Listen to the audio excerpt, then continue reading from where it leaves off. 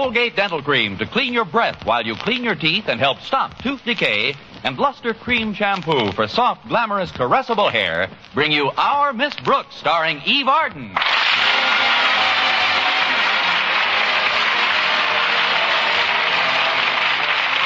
time once again for another comedy episode of Our Miss Brooks, written by Al Lewis. Well, the football season is just about reaching its peak in most of the nation's high schools. But somehow the fever seems to have bypassed Our Miss Brooks, who teaches English at Madison High School. Yes, I'm afraid I've always been one of football's more passive fanatics. But as faculty advisor to the cheerleading squad, an honor foisted upon me some months ago, I was invited to a special meeting held in our principal's office during lunch period last Thursday. In addition to Mr. Conklin, those present included his daughter Harriet, Mr. Philip Boynton, our bashful biology teacher, Walter Denton, the manager of the team, and Stretch Snodgrass, star quarterback and captain. Stretch has always been something of a paradox to me. I've never been able to understand how a brain which can retain so many clever football plays can have such difficulty in spelling a word like cat. Be that as it may, Mr. Conklin wasted no time in telling us why we had been summoned. As you all know, tomorrow is the day we play Clay City High. You also know that I consider Jason Brill, the principal of that institution, my arch rival. What you do not know is that Brill has obtained a small bear cub in honor of the Clay City Cubs, which he intends to trot out between halves. We, too, must be prepared to entertain the spectators with our mascot. It's as simple as that. Not quite, Mr. Conklin. Our football team has always been known as the Madison Comets. It might be rather difficult to lead a comet out between halves. That's a hot one. Imagine trying to lead a comet. Let's try...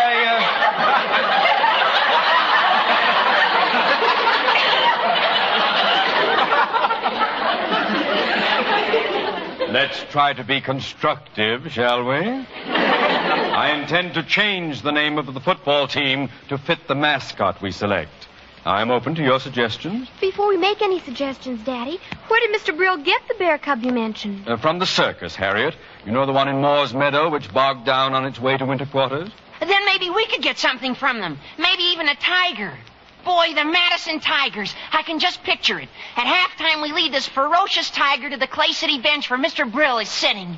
Can't you just see the expression on Mr. Brill's face? I'm not going to look down a tiger's throat just for that. No, I'm afraid a tiger isn't quite original enough, Denton. Well, let's see. How about the Madison Monsters? Yes, we ought to be able to pick up a cheap monster somewhere. With you as the team's manager, Denton, that name is almost ideal. With that, you've given me an idea. It should be an alliterative name. Now, how about you, Snodgrass? Any ideas on the subject? Yes, sir. What does alliterative mean?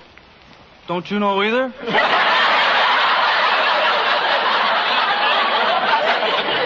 Alliterative means when words start with the same initial, like the Clay City Cubs or the Pittsburgh Pirates. How about the Madison Mustangs, Mr. Conklin? We ought to be able to rent one of those for the game. And maybe Mr. Boynton could ride him around the stadium at halftime. No, not me. No, if you wanted to borrow my pet frog, McDougal, as mascot. Not a bad idea. Of course, we'd have to get a rather tiny saddle. No, wait a minute. Stretch, your father runs a pet shop, doesn't he? Yes, he does, Mr. Boynton. But we ain't got no animals over there that would be good for what we want them for right now, I don't think. Where in the world did you acquire that manner of speech, Snodgrass? I'm in Miss Brooks's English class.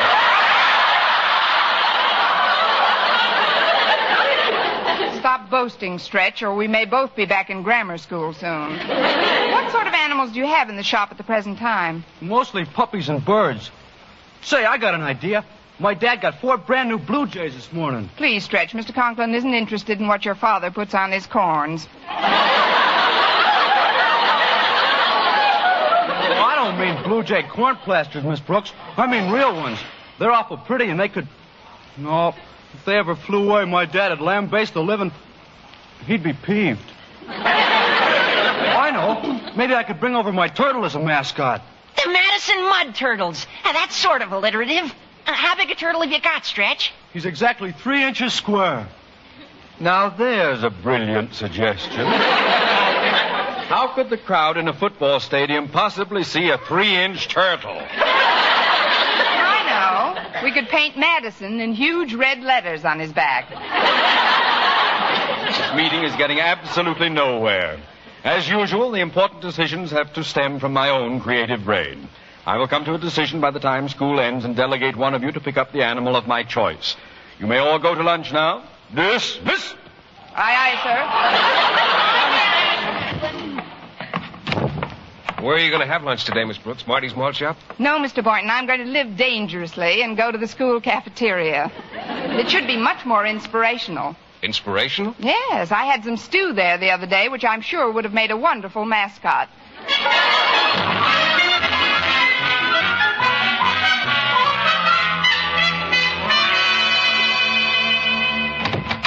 Well, school's over, Daddy. Did you think of anything yet? Yes, Harriet, I have. Taking into consideration the fact that the Board of Education makes no financial provision for team mascots, I've decided we must get something which won't cost too much money to feed. What did you hit on? A gopher.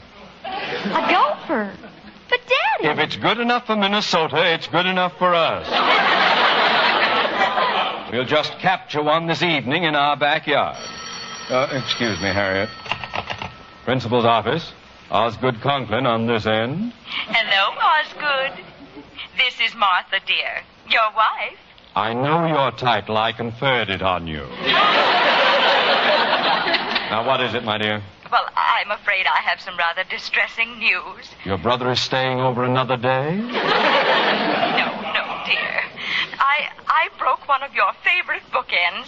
I was cleaning it, and it just slipped out of my hands. I don't know how it There have been greater disasters known to man, Martha. We'll simply replace the bookend. But it was a gift, dear. I don't know where they were purchased, and... Wait a minute. Miss Brooks was admiring them just the other day at tea. She said she saw an identical pair in a curio shop right near her house. Do you think it would be asking too much to have her pick one up for us? It would be a labor of love for the woman. My teachers adore me, you know. Yes, dear, I know. Which bookend was it, Martha? What design? It was the one with the elephant on it, Osgood. She'll remember it all right. Then the matter is closed. Think no more of it, my dear. I'll see you in just a little while. Oh, by the way, Martha, I'm rather tired, so when I do come home, I'll take a little nap in the living room. Please see that the squealing urchins with which our neighborhood abounds are shooed as far away from our porch as possible. I'll try, Osgood. Goodbye, dear. Goodbye. Now then, Harriet, fetch Miss Brooks at once, if you please. I can't, Daddy. She's gone home.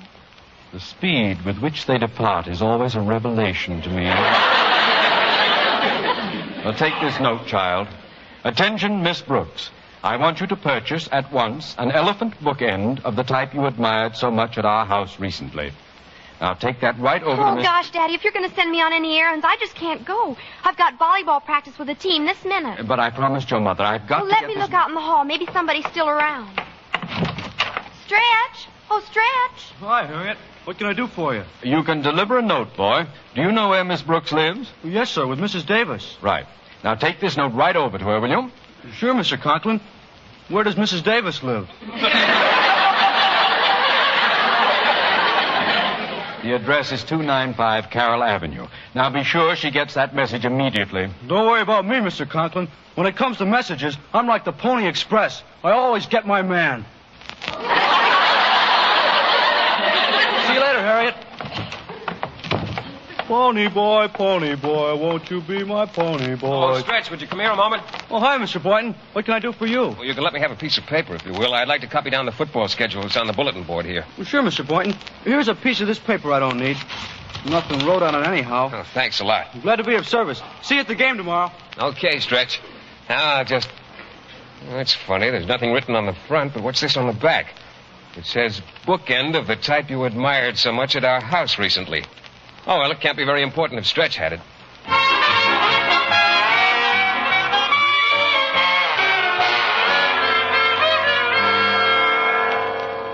I don't like to bother you at home like this, Miss Brooks, but Mr. Conklin said it was important that you get this message right away. Let's see it, Stretch. Oh, I took the liberty of reading it on the way over. Looks like you've been decorated to get our mascot. I've been degulated, all right. Attention, Miss Brooks. I want you to purchase at once an elephant. Boy. What a mascot. Mr. Conklin sure went whole hog. You went whole elephant. This must be some kind of joke. I'd better call him up and find out what it's all about. Are you sure you got this note directly from Mr. Conklin? Sure. He handed it to me in his office as I was walking. Hello? Quiet, Stretch. Hello? Be brief, please. Wasted words are wasted time. Osgood Conklin speaking. Mr. Conklin, this is Miss Brooks. Naturally. I was trying to take a nap. This, I might add, is the third time in 1 week you have jangled me out of my afternoon doze. Now, what is it you want? I just got your note, Mr. Conklin, about this elephant. As I recall, Miss Brooks, the note was quite simply written.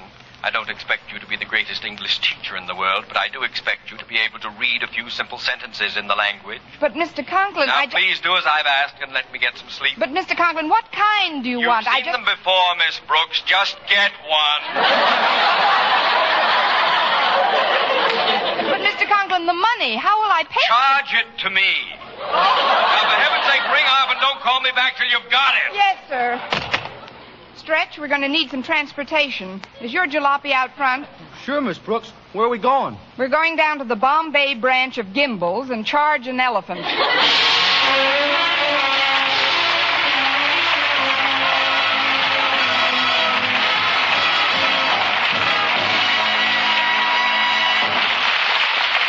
Our Miss Brooks, starring Eve Arden, will continue in just a moment. But first, here is Vern Smith.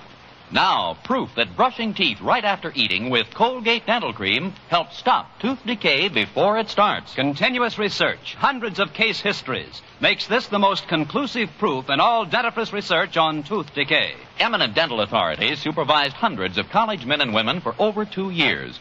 One group always brushed their teeth with Colgates right after eating.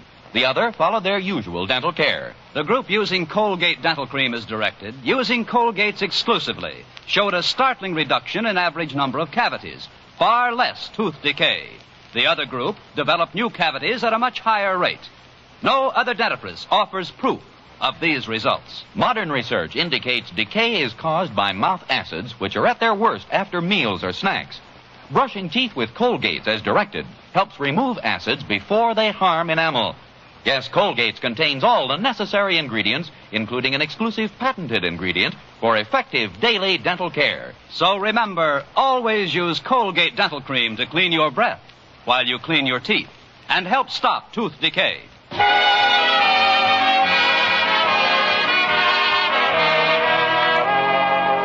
Well, Thursday afternoon, Stretch's jalopy wouldn't start until it was too late to go to the circus grounds. So I made arrangements with Mr. Boynton to pick me up the following morning. Friday, I awoke bright and early and brushed my teeth extra well. I wasn't going to let any elephant's tusks outshine mine. Then I joined my landlady, Mrs. Davis, in the dinette. Why, Connie, it's only 9 o'clock, and this is Armistice Day. There's no school. What are you doing up so early? I'm going on an elephant hunt, Mrs. Davis. Oh, that's nice, dear. Now, how do you want your toast? Buttered or... What did you say? I said I'm going on an elephant hunt. In America? Of course. Well, I don't want to pry into your personal life, Connie. But why? Because Mr. Conklin wants one. Oh, I see. Well, if you'll just drink your juice now, I'll go in. Mr. Conklin wants an elephant. For a mascot, Mrs. Davis. I guess he's trying to outshine Jason Brill's bear cub. Well, that should do it. If it's any kind of an elephant at all, it should. Where are you going to look for the beast, Connie? Down at Moore's Meadow. Beck Brothers Circus got stuck on their way to winter quarters. Equipment trouble or something. Anyway, they might be willing to rent us one of their performing elephants for the big game. Sounds logical. Who's driving you down, dear? He is. I mean, Mr. Boynton. I left the door unlocked for him. Come in, Mr. Boynton. Well, I'll get some dishes and set another place for him. Hi, Miss Brooks. Walter, what are you doing here? Stretch told me all about the mascot last night, Miss Brooks. I think it's just about the most sensational idea ever, even if Mr. Conklin did get it. Here we are. Oh, hi, Mrs. Davis. Hello, Mr. Boynton. Huh? It's me, Walter Denton. Oh, of course it is. I wasn't looking. Won't you have a snack with us, dear? Oh, sure I will. Thanks. Oh, what do you think of the new setup, Mrs. Davis? The Madison Mammoths. That's what the team will be called, of course. Mammoth? Sure, because of the elephant mascot. You remember those prehistoric, hairy old elephants, don't you, Miss Brooks? Not personally.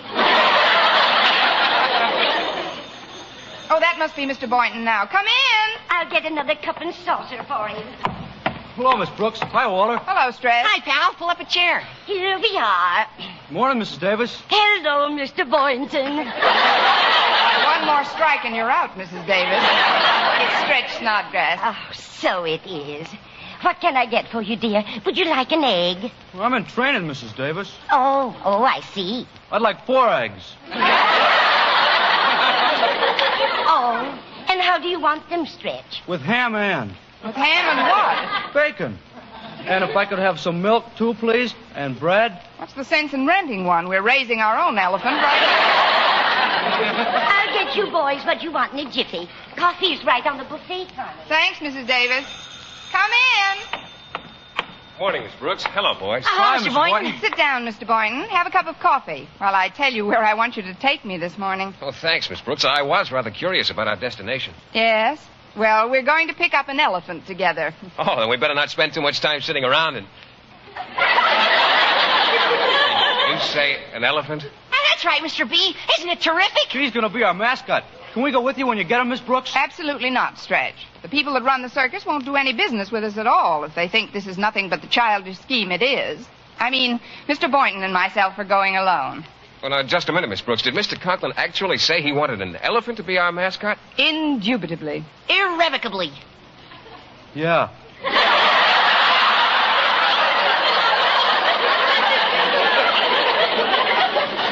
Well, this beats everything. I've heard of some pretty strange mascots in my time. In fact, when I was coaching at State Normal, we had a guinea pig. The little fella grew quite attached to me, too. He used to curl up in my lap all the time. I'll bet he looked real cute. Matter of fact, he did. You know, most animals will lie down in your lap once they grow attached to you. That's fine, Mr. Boynton. With a little luck, maybe our new mascot will grow attached to Mr. Conklin. Now, finish your coffee. We're off to the circus grounds.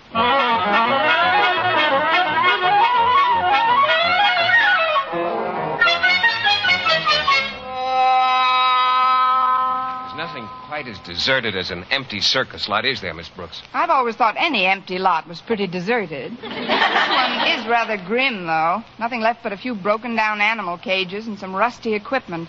Here's the administration car, Miss Brooks. Beck Brothers, private. Well, that must be the office. Well, as they used to say before television, let's go in. Come in.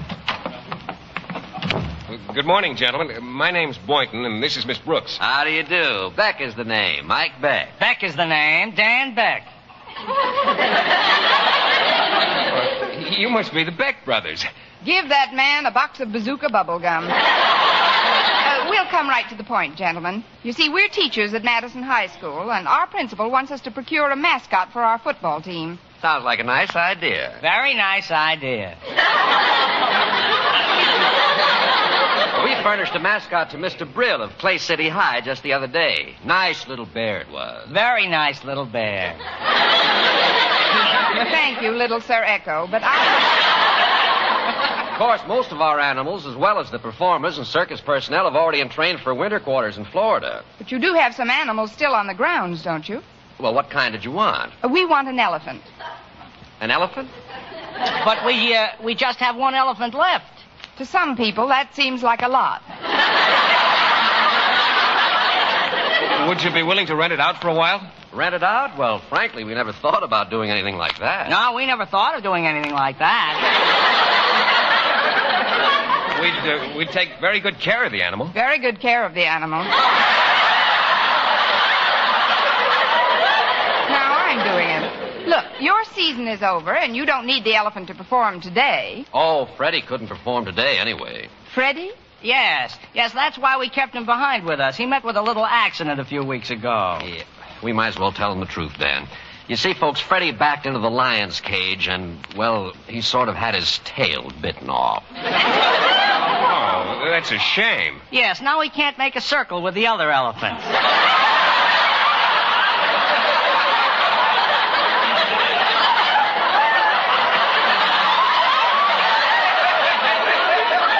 But he's perfectly all right in every other way. make a fine mascot for your team, Miss Brooks, and we wouldn't charge any rental fee at all. Well, the price is certainly right. But why are you doing this? To save money on the elephant's feed bill. He's a good eater, Freddie is. I'll bet he eats like a horse. Mr. Beck, how do we get Freddie into town? And when do you want him back? Just walk him in behind your car. And we'd like him back next April. Next April? Provided, of course, that you promise to take good care of him. You see, we're leaving tonight. Oh, but we just wanted a mascot for the Clay City game. Wait a minute, Mr. Boynton. Maybe Mr. Conklin would keep him for the rest of the season. Freddie could be mascot for other things besides football. But, Miss Brooks, an elephant. Could I use your phone, please? Certainly, right here. Thanks. We'll leave it up to Mr. Conklin. It was his idea in the first place, and Hello? he said... Miss Brooks, I presume. How did you know, Mr. Conklin? I was taking my afternoon nap. Oh, I'm sorry, Mr. Conklin, but about the elephant. Didn't you get that elephant yet? I'm about to get it right now, sir, but, well, you'll have to keep this one longer I than... promise you, Miss Brooks, my wife will be very careful of this one. Now, I'd like to get back to sleep if you don't mind. The kids in this neighborhood have kept me up half the day already. Yes, sir. Oh, Mr. Conklin, before you hang up, where shall I bring it? Bring it? Bring it to my house, of course. Now, goodbye. Goodbye.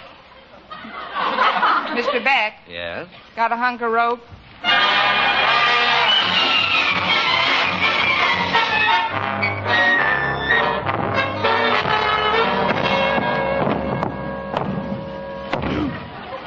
Well...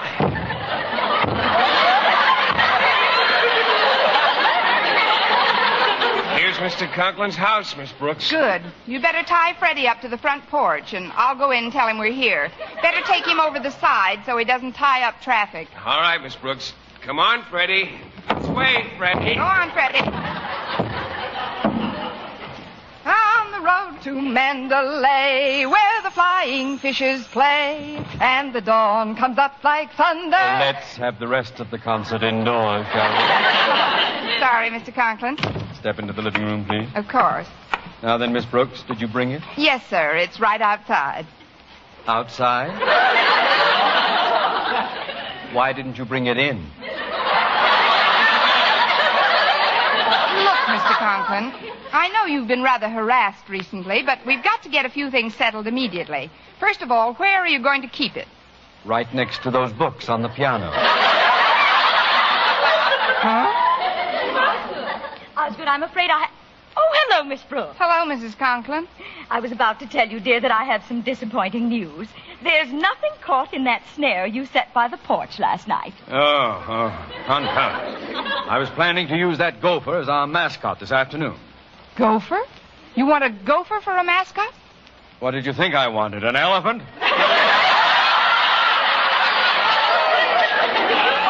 That reminds me, Miss Brooks. Did you pick up the elephant bookend that we wanted replaced? Elephant bookend?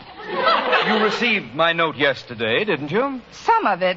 I mean, apparently there was something not quite clear, Mr. It was Conklin. perfectly clear, Miss Brooks. Allow me to recall it for you verbatim.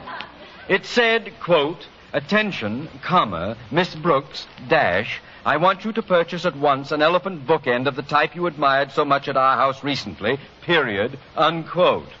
Well? Oh, brother, exclamation point. Oh, listen to those kids, Martha. If we don't move out of this neighborhood soon, my blood pressure will just... Please, dear, calm yourself. The children are just playing. Well, I'm going to the window and stop them. No! I won't have them... I mean, you mustn't go to the window now, Mr. Conklin. Somebody might throw something, a ball or something. But that shouting and racket has Oh, got... it isn't really so bad. You're just overwrought. Of course, dear. In your nervous state, you exaggerate all irritation.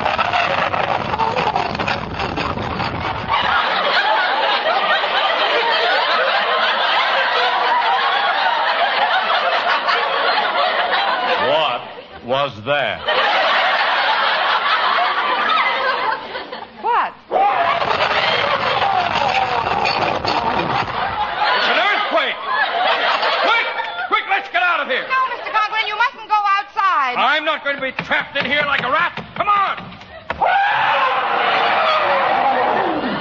An elephant is tied to our house! Miss Brooks! What's the meaning of this? Just relax, Mr. Conklin. Things will be nice and quiet in a few minutes. Freddie is moving us to a dead-end street.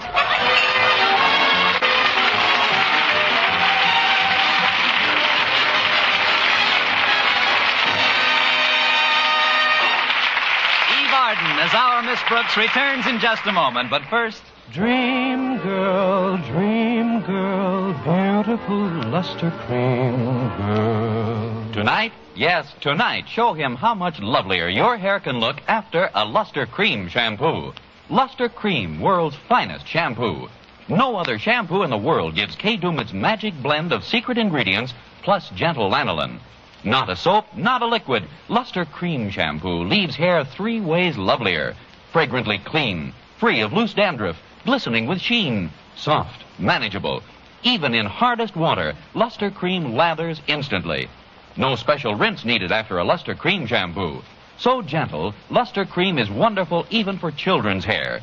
Tonight, yes, tonight, try Luster Cream shampoo. Dream girl, beautiful luster cream girl. You owe your crowning glory to a luster cream shampoo.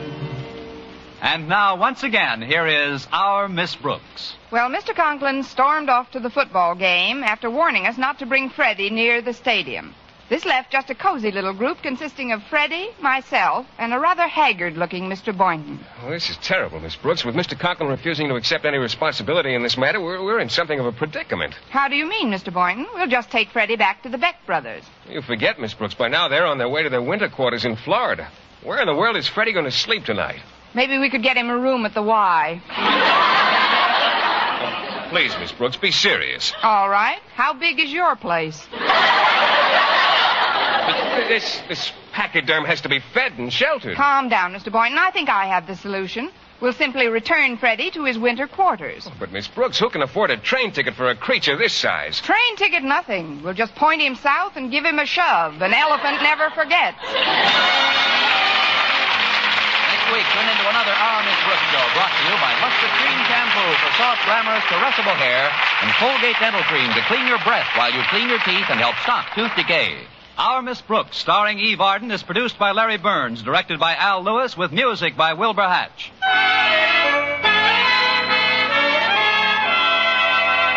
Men, do you shave with a lather or brushless shave cream? Palmolive shaving cream comes both ways, and whichever way you prefer to shave, you'll find that using either Palmolive brushless or Palmolive lather shaving cream can bring you more comfortable, actually smoother shaves. Here's the proof.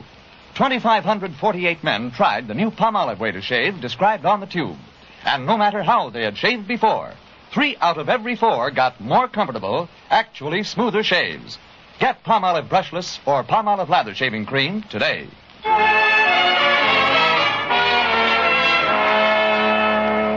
Did you know that the hotel business, now observing National Hotel Week, is the 7th largest industry in America? What's more, they're constantly working to further add to your convenience and comfort. In short, complete modernization of your home away from home. Remember, the hotels are America's hospitality industry. Be with us again next week at this same time for another comedy episode of Our Miss Brooks. Bob Lamont speaking. This is CBS, the Columbia Broadcasting System.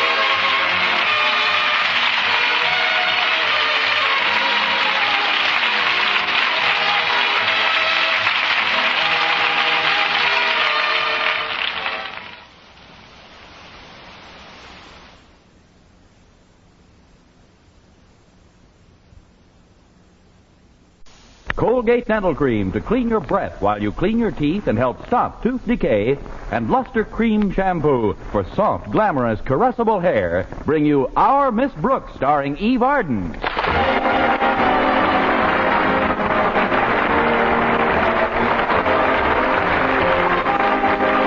It's time once again for another comedy episode of Our Miss Brooks, written by Al Lewis.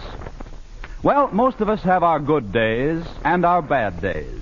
And our Miss Brooks, who teaches English at Madison High School, is no exception to this rule. They say there are days when it doesn't pay you to get out of bed. Well, last Friday, when my rent was due, was just such a day for my landlady, Mrs. Davis. I brought the subject up as soon as we had started to eat breakfast. I'm terribly sorry, Mrs. Davis, but I'm afraid I have some bad news for you. It's about the rent. You mean last month's rent? You haven't got it yet? I mean this month's rent. I haven't got it again. Well, don't worry about it, dear. How does that old joke go again? There's no sense in both of us worrying. What am I laughing about? I'm broker than you are.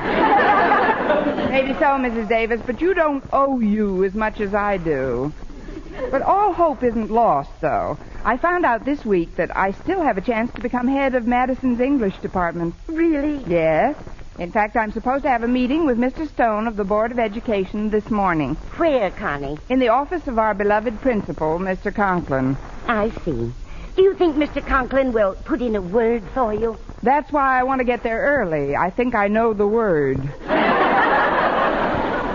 Actually, though, I'm not too worried about Mr. Conklin's attitude toward my teaching ability. Is it up to Mr. Stone to make the recommendation for Madison's new head of the English department? Yes, it is. And I understand that he won't recommend any promotions without a personal interview.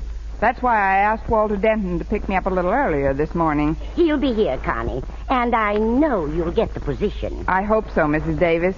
You see, it isn't just the honor involved, it's the cash. The promotion carries a raise with it. Just think, I'll be able to pay you back the rent I owe, buy some new clothes, do my Christmas shopping, pick up a new winter coat, maybe even put a down payment on a car. Oh, that's wonderful, Connie. How much of a raise goes with this job? $2 a month.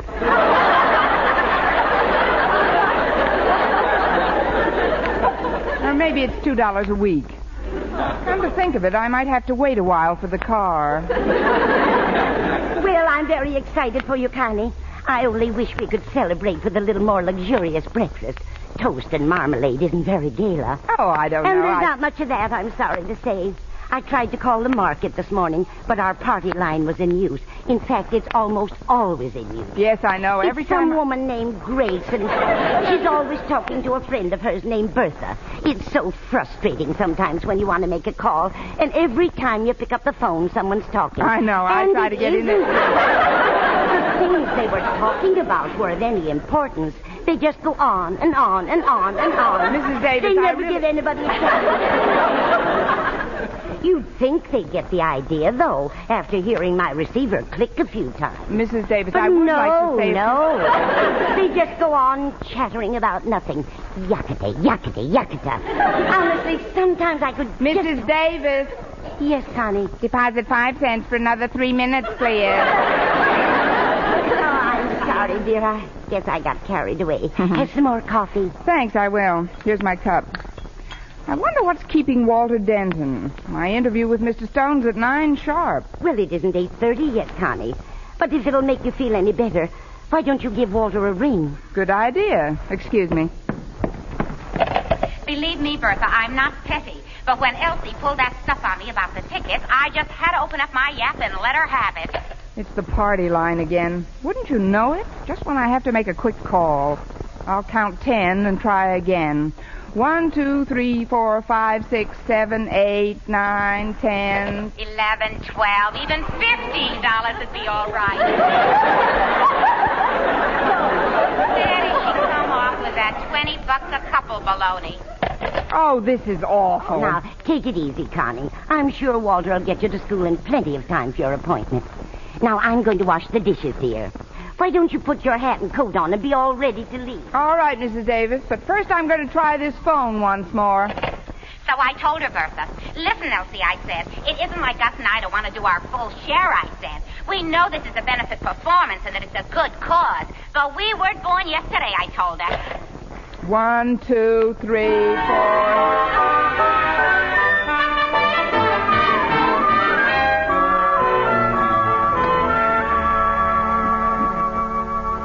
I can't understand why Walter Denton isn't here yet, Connie. It's almost 10 minutes to 9. Too late to take a bus. It was too late to take the bus half an hour ago. I'd take a cab if I had the money. Or if you had the money. Have you, Mrs. Davis? Don't bother answering. I can tell by your face. Of course, it only takes 10 minutes to drive to school the way Walter drives. But if he doesn't show up within a minute or two, I'd better call Mr. Conklin and tell him I'll be a little late.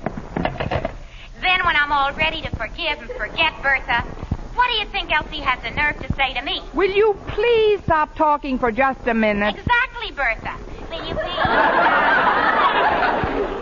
stop talking for just a minute, she said. Will you answer the front door, Connie? I'm stacking the dishes. All right, Mrs. Davis. Hang on a minute, will you, Bertha? I think I hear my doorbell ringing. It's not your doorbell that's ringing. It's... Oh, what's the use? Well, it's about time.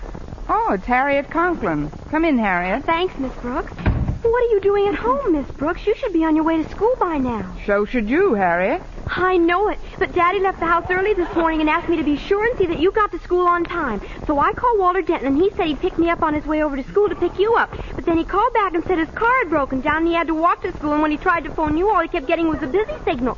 So I took the bus over here to tell you, and now we're both going to be late, and Daddy will have our scout because Mr. Stone is waiting to see you, too. If that sentence doesn't win this year's Nobel Prize for Literature, you've been cheated. Please, Miss Brooks, you've got to call Daddy right away. I've tried to, Harriet, but we've got a party line, and their phone's been in use all morning. That's why Walter got a busy signal when he called. But I'll give it another whirl. So we took the tickets, Bertha. After all, why be small for the sake of a few dollars? If Elsie wants to be that way, that's her business. Grace Gibble is different. Even if this were drafting off at you, Hudson, I'd rather be opening a bug board than do anything else. Except talk. Oh, hang on a few minutes, will you, Bertha? I have to put up my pot roast now. Gus likes it at least once a week. Tonight's the night. Hang on. Just a minute. Please don't go away. Who's going away? I'll just sit and drink a Coke till you get the meat on, Grace. Fine, honey. This way we'll keep the connection open between us. I'm on a party line, you know, and boy, can those people who share this phone with us shoot the breeze. I'll just be a jiff, dear. Okay, girl. Oh, say, before you go, I'll give you a little tip. Have you got any bay leaves home? Yeah. You got a lot of bay leaves home? Yeah. Well, stick them in your mouth and jump in the stove with the pot roast.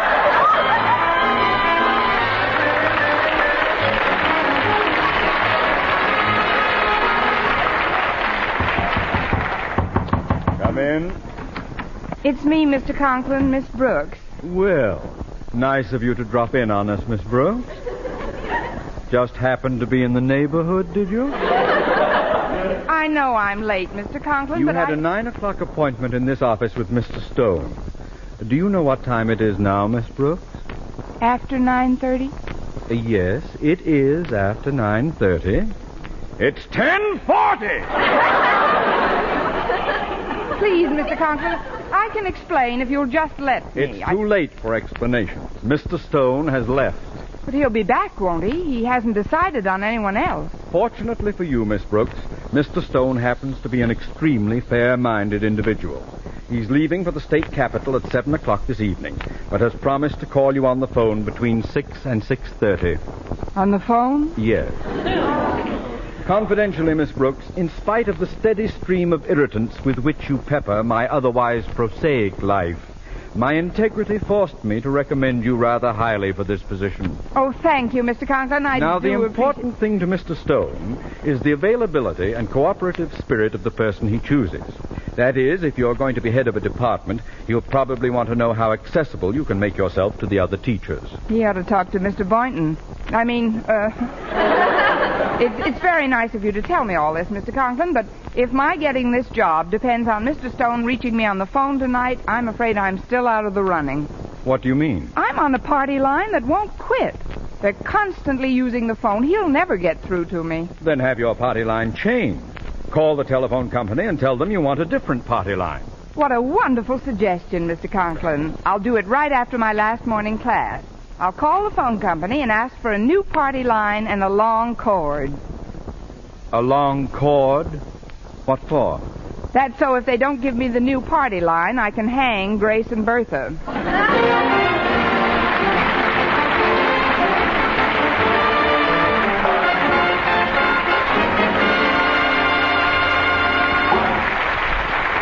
Our Miss Brooks, starring Eve Arden, will continue in just a moment. But first, here is Vern Smith.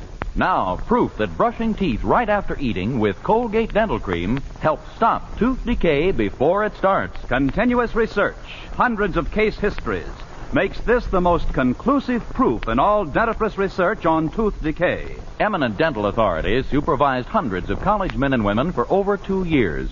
One group always brushed their teeth with Colgate right after eating. The other followed their usual dental care. The group using Colgate Dental Cream as directed, using Colgate's exclusively, showed a startling reduction in average number of cavities, far less tooth decay. The other group developed new cavities at a much higher rate. No other dentifrice offers proof of these results. Modern research indicates decay is caused by mouth acids, which are at their worst right after eating. Brushing teeth with Colgate's as directed helps remove acids before they harm enamel. Yes, Colgate's contains all the necessary ingredients, including an exclusive patented ingredient for effective daily dental care. So remember, always use Colgate Dental Cream to clean your breath while you clean your teeth and help stop tooth decay.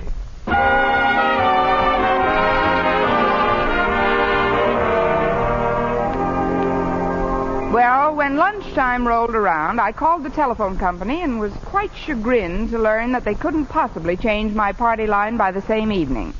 So I determined to put into effect Plan X, which decoded meant Operation I'll Face the People and Ask Them to Keep Off the Line from 6 to 6:30. I told Walter Denton about my scheme when I ran into him in the school cafeteria. I can't tell you all the details, Walter, but it's absolutely essential that my phone is clear this evening. And there's only one way I can accomplish it. Will you help me? Now, as always, Miss Brooks, my sword, my heart, and my life are dedicated to your service. Thanks, Walter. Now pick up your jacket. I can step over that puddle of chicken broth. Sit down here a minute, Walter, and I'll tell you what I'd like you to do for me. Okay, Miss Brooks. First of all, I looked up the address of my party line playmate, Grace Gribble, and I found out that it's quite a distance from my place. Hence, I'd appreciate a lift. Well, I'd be happy to supply the lift, Miss Brooks, but alas, my chariot is at present reposing in durance vile.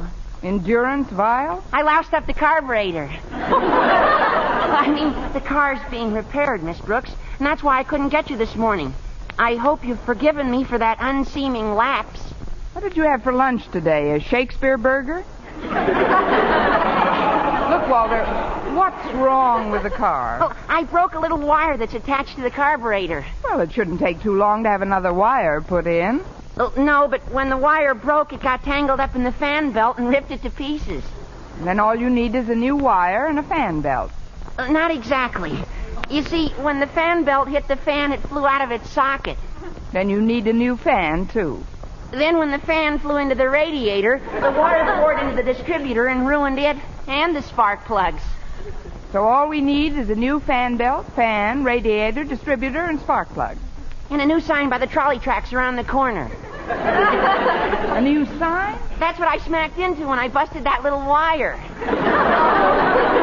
I promised the officer I'd replace the sign. What did the sign say, Walter? Safety zone. If I knew jujitsu, you'd be lying across that steam table by now. Look, I've got to get out to 145 Collier Drive today, Walter. That's where the Gribbles live. Have you any suggestions? Oh, sure. I happen to know that Mr. Boynton just got his car all fixed up. I was in the repair shop when he paid his bill. Mr. Boynton? That's right. So, why don't you ask him to drive you this afternoon? This way, you will not only get to your destination promptly, but both you and Mr. Boynton will be in the company of people who obviously mean much more to each other than shows on the surface so far. Kill me, I love this type of boy.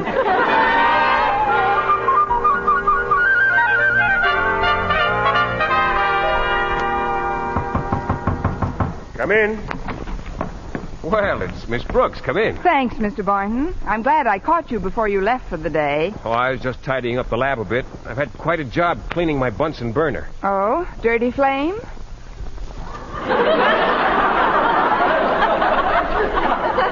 Something seems to be stuck here. There, it's out. Now, what can I do for you, Miss Brooks? You can drive me out to Collier Avenue, Mr. Boynton, if you've got the time. You see, I'm expecting an important call from Mr. Stone around 6 this evening, and I've got to talk to the people who share the party line on my telephone. Oh, do you know them, Miss Brooks? Not personally, but they use the phone almost incessantly, and Mr. Stone wants to talk to me about my qualifications to head the English department. I just want to ask them to leave it free between 6 and 6:30. Oh, I see. Well, I'd certainly like to help you out, Miss Brooks, but frankly, I'm on a budget. I don't want you to buy me these people. I just want a lift to their house. You don't understand. Collier Avenue is quite a way out, and I've had to limit my gas consumption. As I told you last night on the phone, if we go for a ride tonight through the park, I won't be able to use the car again until Monday. But this is very important, Mr. Boynton. So is self-discipline, Miss Brooks. It isn't just the money involved. Although I find by purchasing only 3 gallons a week instead of 4, I save 83 cents a month. Which, when you add it up, in a few years, it comes to a pretty penny. Believe me, Mr. Boynton, saving a pretty penny may be fun, but you can also get a kick out of spending an occasional ugly quarter. If it's just a question of gas rationing, suppose I replace whatever gas is used up. Please, Miss Brooks, are you suggesting that I take money from a woman? No, gas. No, it's out of the question. All right, then I'll let you pay for it. Well, that's not the solution either. It's a matter of principle with me. If I throw my budget out the window this time, I'll be tempted to do it again. A thing like that can become habit-forming. Don't you see, Miss Brooks, spending money is a disease. Well, don't make out your will yet. You'll never catch it. Gee, Miss Brooks, you make me feel as if you think I'm cheap. Oh, not at all, Mr. Boynton. You're a very ready man with a budget. But don't worry about it. I'll get out there some way. I've still got my good right thumb and a pair of uncomfortable old shoes on my aching feet. Miss Brooks. Yes, Mr. Boynton? I've just been stalling. I'm flat broke. Welcome aboard.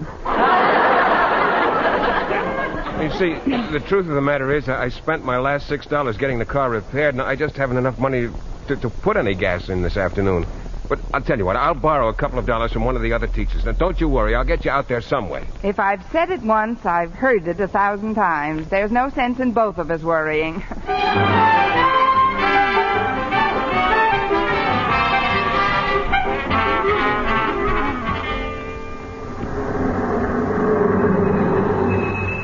Well, here we are, Miss Brooks. 145 Collier Avenue.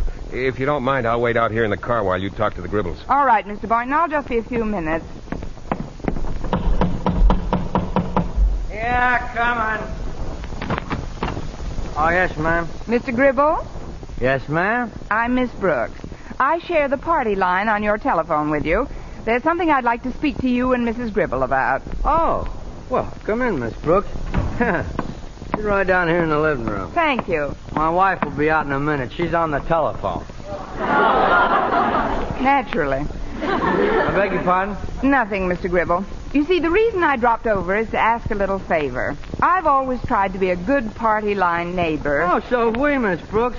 I don't see any reason why people on a party line should get into hassles, do you? Well, I believe if you just respect one another's privacy, everything will work out fine. Well, the minute we pick up the receiver, if we hear another voice or somebody dialing, we hang right up. That's fine, Mr. Gribble. So do I, but Mrs. Gribble is on the phone quite a bit, and tonight I'm expecting a terribly important call between 6 and 6:30, and I wonder if you could sort of keep off your phone until I've talked to my party. Well, I don't see why we can't work something out. I'll talk to Grace about it right now. Pardon me just 1 minute. You know how Elsie is, Bertha. Some people you just can't reason with. Grace, come here a minute. I'm talking, Gus. I told Elsie, let sleeping dogs lay there, why don't you? But do you think she'd listen? Hey, Grace, we got company. Tell Bertha you'll talk to her later on. Company? Listen, Bertha, hang on, will you? I'll be back in a couple of minutes. Who is it, Gus? It's the young lady who shares our party line, Grace. Come on in, I'll introduce you. Miss Brooks, this is my wife, Grace. How do you do? How do, Miss Brooks? I'm sorry if I disturbed your conversation. Oh, but that's all right. Bertha don't mind hanging on.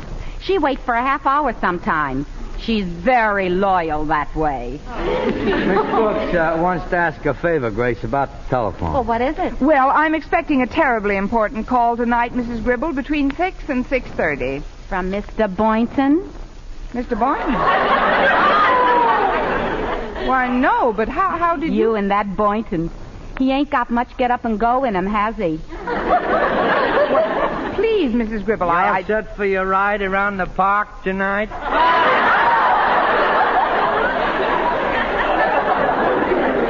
park? Well, how did you know that? Last week it was the zoo. This week it's the park. Doesn't he ever take you any place that costs money? Listen, Mrs. Gribble, Mr. Boynton isn't cheap. It's just that he's a school teacher, too, and, well, we enjoy going to the places we go to when we go to them.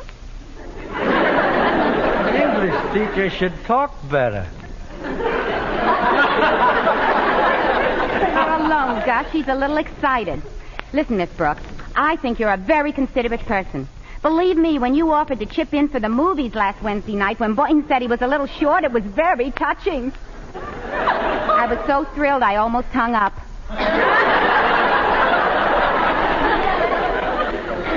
And I thought I was living alone. Hey, that reminds me, how's Mrs. Davis? Mrs. Davis? That's some doctor she has. When she called him up with that sore throat last Monday, it didn't take 20 minutes and he was phoning his exchange from your place. I haven't seen Mrs. Davis since this morning, Mrs. Gribble. Tell me, how is she feeling today? Oh, she's 100% better. Good. Now, about the phone, I would like to ask you... the phone. Oh, I better get back to Bertha. I want to tell her how good my pot roast turned out. She was kidding me about it this morning. Stick the bay leaves in my mouth, she says. Drop it again, Miss Brooks. But, Mrs. Gribble, about tonight... Mr. Gribble, I've just got to have a clear line on my phone this evening. Well, let's be honest, Miss Brooks. If you want a clear line on your phone ever, you better get another party to share it with. But I tried, Mr. Gribble. The phone company said they can't do anything about it right now. You didn't speak to the right people. My brother Bill works for the phone company. Bill Gribble. Yeah, talk to him. Tell him I sent you, and you'll get a new party line in a minute. Really, Mr. Gribble? Sure. Why, that's wonderful. But before I go, there's something else I'd like to ask you. Yes, ma'am? If you have a brother working at the telephone company, why can't you wangle yourself a private line? Well, confidentially, we like it better this way. Yeah, the party line's a great relaxation. You see, Miss Brooks, we haven't got a television set. But, Mr. Gribble, you said you believe in respecting people's privacy. I do. Did you ever hear me join one of your personal conversations?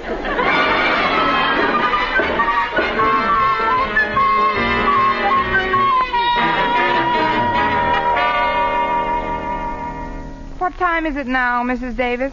7:15, Connie. I can't understand why Mr. Stone didn't call. Did the phone company change your party line? Yes, from Madison 4587 to Madison 6319. Without Grace Gribble, it couldn't possibly have been busy from 6 to 6:30 inclusive. Maybe Mr. Conklin heard from Mr. Stone. I'll give him a ring. So I looked out the window, and there was this Mr. Boynton in the car.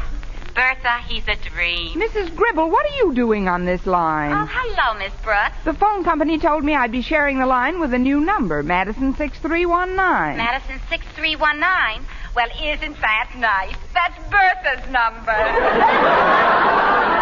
Oh, great. This is just dandy. What's dandy, Connie? Instead of having Grace, who's always talking to Bertha, I now have Bertha, who's always talking to Grace.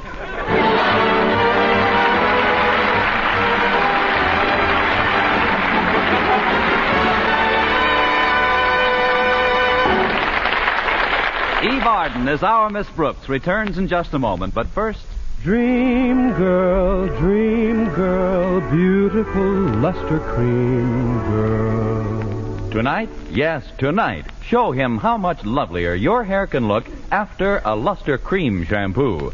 Luster Cream, world's finest shampoo. No other shampoo in the world gives Kay Daumit's magic blend of secret ingredients plus gentle lanolin. Not a soap, not a liquid. Luster Cream shampoo leaves hair 3 ways lovelier. Fragrantly clean, free of loose dandruff, glistening with sheen, soft, manageable. Even in hardest water, Luster Cream lathers instantly. No special rinse needed after a Luster Cream shampoo. So gentle, Luster Cream is wonderful even for children's hair. Tonight, yes, tonight, try Luster Cream shampoo. Dream girl, beautiful luster cream girl. You owe your crowning glory to a luster cream shampoo. And now, once again, here is our Miss Brooks. Well, I was feeling pretty low about missing Mr. Stone's call, and I told Mr. Boynton as much when he phoned me at 8 o'clock. Now, don't worry about it, Miss Brooks. I'm sure Mr. Stone will be back in town soon, and you can have your interview with him then. Now, suppose you cheer up, and we'll go to a movie. Oh, I don't know. Oh, come on, Miss Brooks. I borrowed enough to show us a real nice time. But I don't really feel like a movie. Please, Miss Brooks. Come on, Miss Brooks, say yes.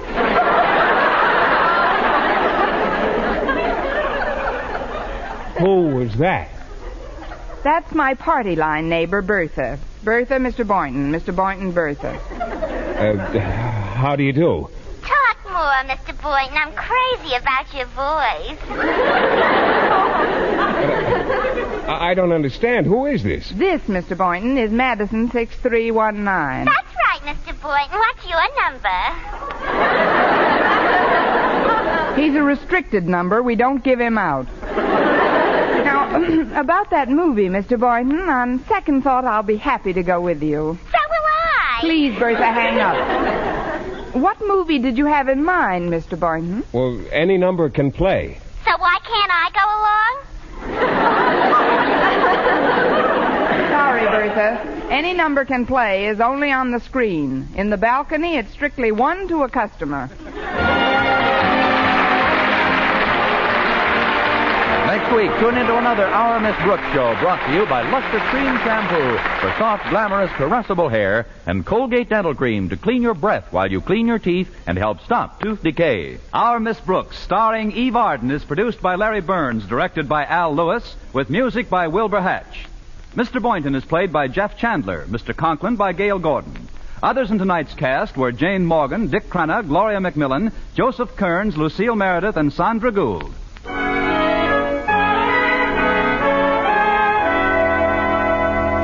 Men, here is actual, factual proof of more comfortable, actually smoother shaves by using Palmolive Lather Shaving Cream. 1,251 men tried the Palmolive Lather way to shave described on the tube. And no matter how they shaved before, 3 out of 4 got more comfortable, actually smoother shaves.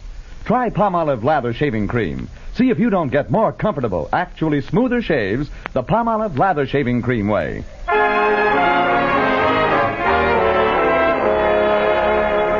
Most of our schools remain understaffed, overcrowded, handicapped by buildings and equipment of inferior quality. And all of these conditions undermine the morale of teachers. Teachers in whose keeping rests the future of the rising generations of American citizens. There's a continuing shortage of teachers themselves, reflecting the fact that educational crisis is still with us. You can help by taking an active part yourself in parent-teachers organizations and local educational groups. Remember, our teachers mold our nation's future, and in that future, you have a vital stake. For mystery liberally sprinkled with laughs, listen to Mr. and Mrs. North Tuesday evening over most of these same stations. And be with us again next week at the same time for another comedy episode of Our Miss Brooks. Bob Lamont speaking. This is CBS, the Columbia Broadcasting System.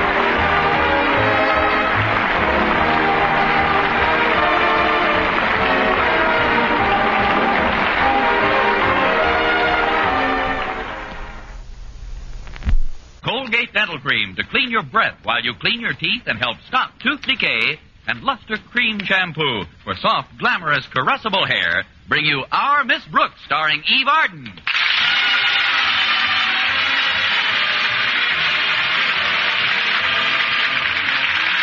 It's time once again for another comedy episode of Our Miss Brooks, written by Al Lewis. Well, last Thursday was Thanksgiving Day. And most of us realized that we had quite a bit to be thankful for. Even our Miss Brooks, who teaches English at Madison High School. Yes, the holiday means a lot to me. First, it gives me an opportunity to relax and count my lack of blessings. And second, it offers a chance to catch up on several days' brooding. But this Thanksgiving was different. I knew it was going to be when I joined my landlady at breakfast last Wednesday morning. Good morning, Mrs. Davis. Did you have a nice night? Wonderful, Connie. I didn't sleep a wink. That sounds like fun. I was planning my menu for tomorrow. It's Thanksgiving, you know, and I wanted something special for Minerva and me. Minerva? Oh, there you are, you cute little kitten. Where is she, Connie? Taking my stocking off with her cute little paws. Stop it, Minerva. Now get away from my stocking. Either get away from those or knit me a new pair with that ball of yarn you play with. Go out to the kitchen, Minerva. I do want you to hear about tomorrow's menu. What are you having, Mrs. Davis? Minerva's favorite dish. SQUAB.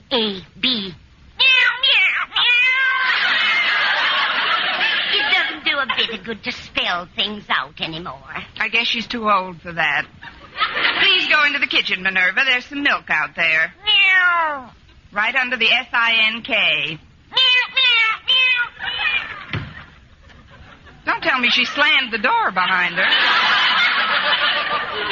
No, that was me, Connie. I wanted to show you the squab I got for tomorrow. Oh, I'd like to see it. Well, here it is. Where? Oh, right there behind that carrot.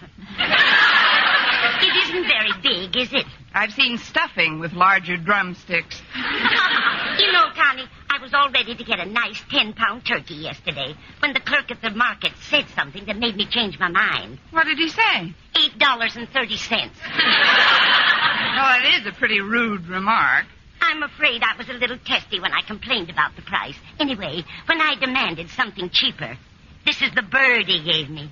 You certainly did. Well, it'll be enough for Minerva and myself. I suppose you've already been invited somewhere for turkey and all the fixings. Where would you suggest? Hasn't Mr. Boynton asked you out for Thanksgiving dinner, Connie? Not yet, Mrs. Davis, but this morning he's going to be exposed to the most thorough opportunity to do so. Good. Of course, Mr. Boynton's been on a very strict budget lately. He probably can't afford any turkey dinners. Then you bring him back here with you, Connie. Oh, that's very sweet of you, Mrs. Davis, but that squab... We'll make it do. Remember the old saying, there's always room for just one more.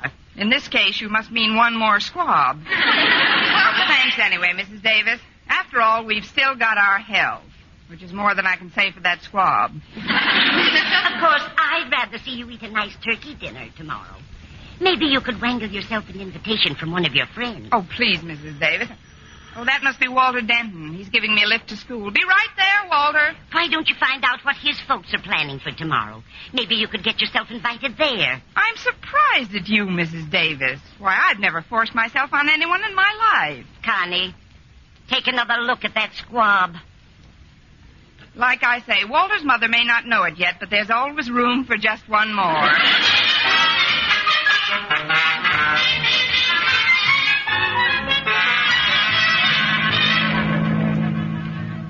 Oh, it certainly is nice weather for Thanksgiving, isn't it, Walter? It's more than nice, Miss Brooks. This air is absolutely succulent.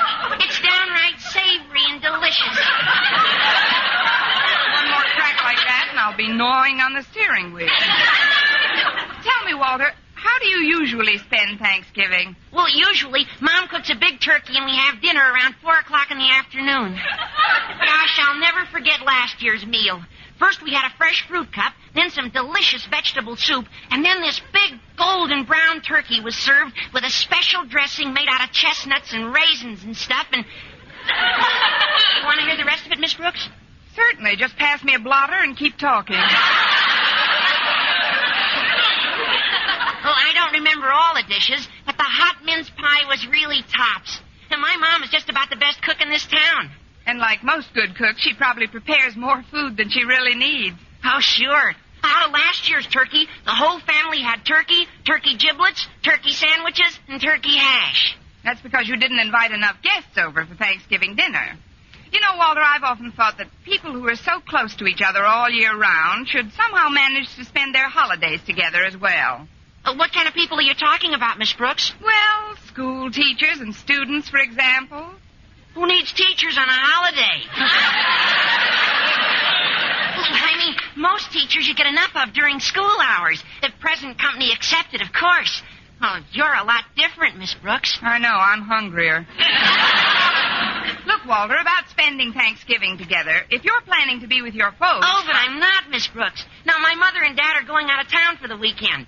It's my Dad's first vacation in 2 years. How come you're not leaving town with them? It's my Dad's first vacation in 2 years. Oh, he loves me, but he thinks I'm a little wearing in spots. So I'm staying over at Stretch Snodgrass's house until next week. Oh, I see. Then you'll have Thanksgiving dinner with Mr. and Mrs. Snodgrass. No, ma'am, they're going away with my folks. They're good friends, you know, just like Stretch and me. But, Miss Brooks, I think your idea about spending Thanksgiving together is swell. You do? Sure. Then why don't you and Stretch and me have dinner tomorrow? Dinner? Well, that might be very nice, Walter. Oh, great. Then Stretch and I'll be over to your place at 3 o'clock sharp. My place? Yeah. That is, if you still want us. I wouldn't be without you. But, Walter, Mrs. Davis did the shopping yesterday, and there just weren't any good-sized turkeys left that she could afford. So what she bought was a very Oh, what she small... bought isn't important, Miss Brooks. What counts is spending Thanksgiving with people who mean something to you. Gee, the Pilgrims certainly had it all over us modern characters. When a pilgrim wanted to celebrate the holiday, he just picked up his musket and shot himself a turkey. At the current prices, Walter, the only way I'll have a turkey tomorrow is if I pick up a musket and shoot myself a butcher.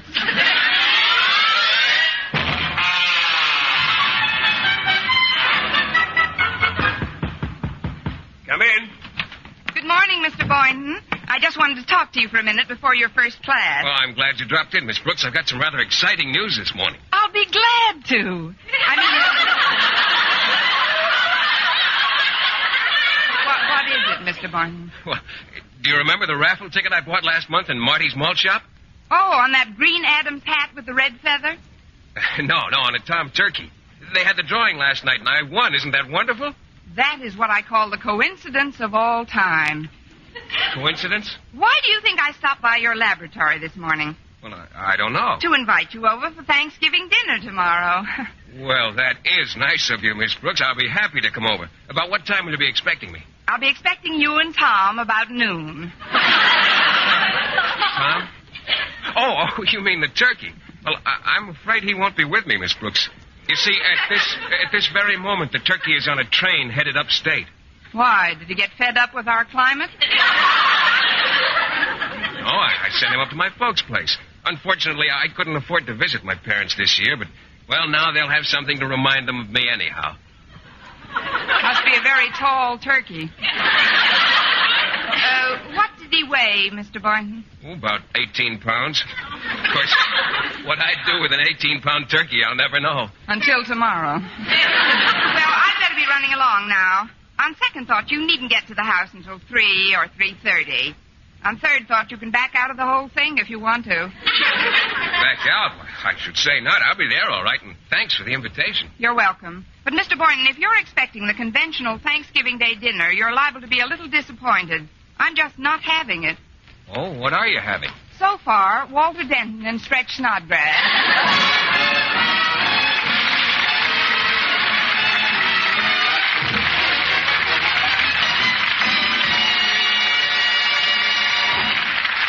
Our Miss Brooks, starring Eve Arden, will continue in just a moment. But first, here is Vern Smith. Now, proof that brushing teeth right after eating with Colgate Dental Cream helps stop tooth decay before it starts. Continuous research, hundreds of case histories, makes this the most conclusive proof in all dentifrice research on tooth decay. Eminent dental authorities supervised hundreds of college men and women for over 2 years. One group always brushed their teeth with Colgates right after eating. The other followed their usual dental care. The group using Colgate Dental Cream as directed, using Colgates exclusively, showed a startling reduction in average number of cavities, far less tooth decay. The other group developed new cavities at a much higher rate. No other dentifrice offers proof of these results. Modern research shows decay is caused by mouth acids, which are at their worst right after eating. Brushing teeth with Colgates as directed helps remove acids before they harm enamel. Yes, Colgates contains all the necessary ingredients, including an exclusive patented ingredient for effective daily dental care. So remember, always use Colgate Dental Cream to clean your breath while you clean your teeth and help stop tooth decay.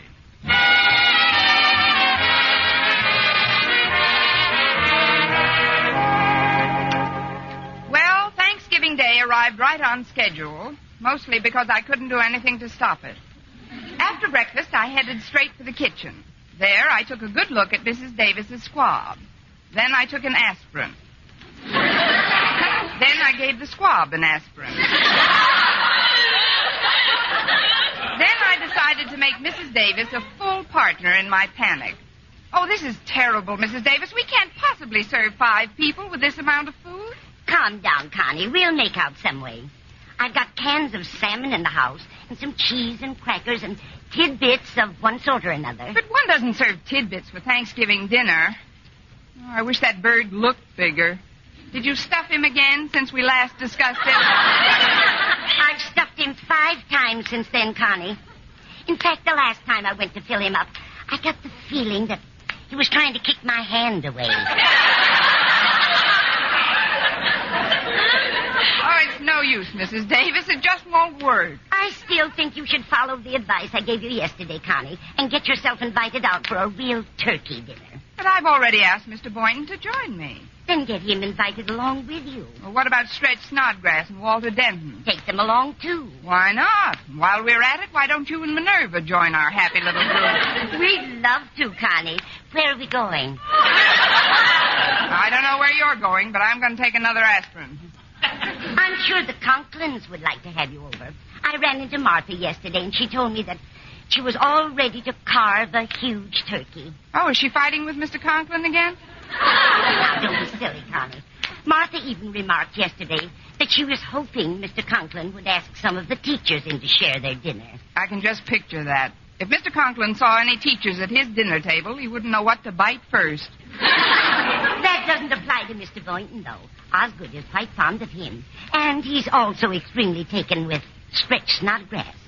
Thinks he's the best athlete Madison's ever had. Well, what about his attitude toward me? Call anyway. Remember, Connie, pride goes before a fall. You've got to make a hit with Mr. Boynton. Here, I'll dial the number for you. Oh, but Mrs. Davis, Mr. Conklin can't stand the sight of Walter Denton. Nonsense, I know he dear. doesn't- His daughter Harriet is crazy about the boy. Hello? One moment, please. Miss Brooks is calling. Here, Connie. Oh, hello? Oh, hello, Miss Brooks. This is Harriet. Gee, I'm glad you called.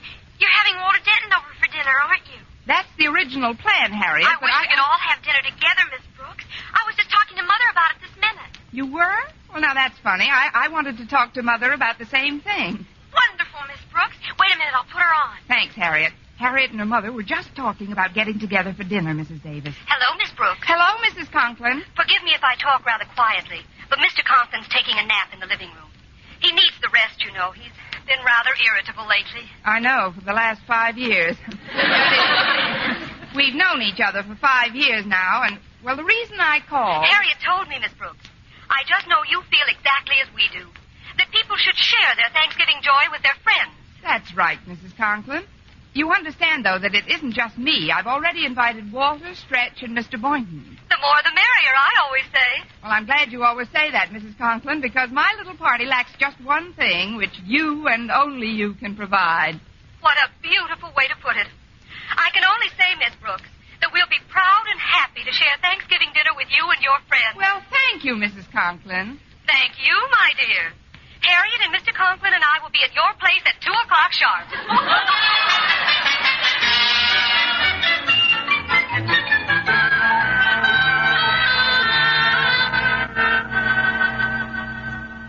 It's almost 1, Mother. Don't you think we should wake Daddy? In a minute, Harriet. Did you take our turkey down to the mission like I told you? Yes, Mother. I just got back. They certainly were grateful. The man said it would feed almost a dozen people who ordinarily would go without any Thanksgiving meal at all. Fine, dear. I know your father will be happy at the thought of sharing with our lesser privileged citizens. Now go on in and wake him up, Harriet. Yes, Mother. Daddy. Pass some more white meat, please. It's time to get up, Daddy. Hmm? What's the matter? Oh, it's you, child. What time is it? 1 o'clock. How do you feel after your nap? Fine, Harriet, just fine. Except for one thing. What's that? I could eat my weight in wildcats. Martha! Oh, Martha! Yes, dear. What is it? Let's not wait till 2 o'clock for dinner. I'd like to eat right now. Oh, but Osgood, I saw that turkey in the oven when it was finished this morning, Martha, and I just can't get it out of my mind. Oh, it sure smells good, too. You must have a pretty long smeller, dear. We gave our turkey to the folks who run the mission. We're going out for dinner. Oh, but I don't want to go out. I want to eat in my robe and slippers and... You gave our turkey to whom? The mission, dear. It's like a municipal shelter, you know. The man said our turkey would feed almost a dozen underprivileged citizens. Oh, he did. Well, teachers are underprivileged citizens, too. But I don't give them my Thanksgiving dinner. Now, calm down, Osgood. This is no day for your high blood pressure to get out of hand. We're going over to Margaret Davis' place to have dinner with Miss Brooks and some of her friends. Miss Brooks, who needs teachers on a holiday?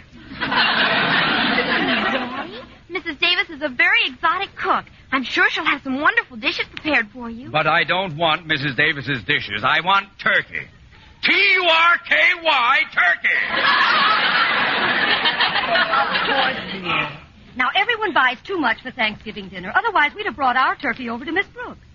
But as it is, think of the joy you're sharing with the people at the mission, Osgood. Joy my foot. The food at Miss Brooks' place had better be good today. Good. It had better be great.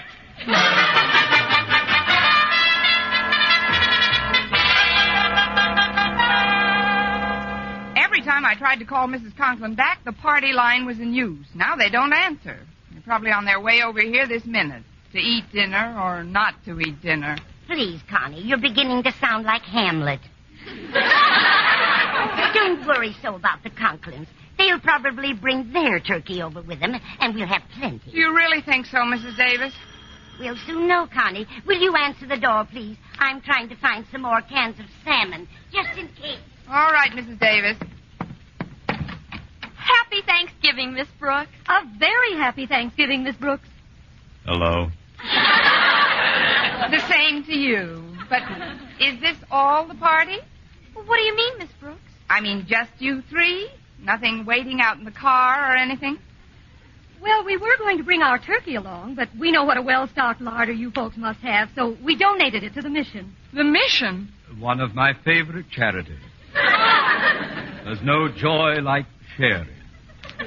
May we come in now and start sharing yours? Of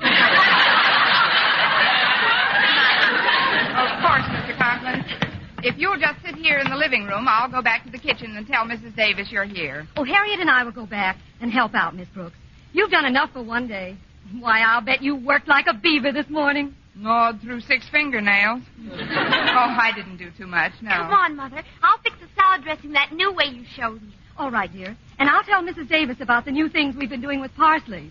Never mind the side dishes. Let's just get that turkey to the table pronto. Huh? You chat with Miss Brooks, dear. We'll just be a little while. We'll make it snappy. I could eat my weight in wildcats, Miss Brooks. If they come in cans, you may get the chance. I mean, we'll be sitting down as soon as the others arrive, Mr. Conklin. Oh, yes, I forgot. You're having some of your friends in. I hope that lame-brained dunce, Walter Denton, isn't expected. Want some popcorn, Mr. Conklin? Or potato chips? No, thanks. Who's coming to this dinner, Miss Brooks? Well, Mr. Boynton, for one. Oh, nice chap, Boynton. Far less irritating than many of his contemporaries. What's the trouble, Mr. Conklin? I'm not a well man. I've had some very strange symptoms lately. What kind of symptoms? Well, every so often I get sudden, blinding flashes of appetite. Oh, well, that's because you're under such a strain, Mr. Conklin. You see, under great emotional tension, many people experience sudden and uncontrollable appetites. It's psychosomatic to some extent. Really? Now, perhaps you'd like me to stretch out on the couch and tell me how, at the age of 3, I was convinced that my younger brother was a Cocker Spaniel. Yours, too? I was only trying to stall. Help, Mr. Conklin. I had an aunt who suffered just like you do. I remember one time my uncle caught his nose in the piano bench. And he ran right down to the corner and bought herself a pickle. A pickle? It satisfied her nervous craving. When she stayed with us, we always had to keep a big supply of food on hand. Big juicy steaks, chops, chicken, ducks, cold cuts, potato salad. Please, Miss Brooks. I want my dinner. But, Mr. Conklin, the others aren't... It's open. Come on in. Hello, Miss Brooks. Oh, Mr. Conklin, say, this is a surprise. Hello, Boynton. Can we sit down now, Miss Brooks? Not quite yet. Pull up a chair, Mr. Boynton. Thanks. Well, how does the turkey look? Did you get a nice-sized bird? Well, to be honest, Mr. Boynton, our turkey may not be such a big bird, but I'm sure the party is going to be a very big turkey. Oh, I almost forgot. There are some salted peanuts in this dish, Mr. Conklin. One would almost think you were trying to destroy my appetite. But nothing can do that, Miss Brooks. Absolutely nothing. Well, the door was open, so I just breezed on in. Hi, Miss Brooks.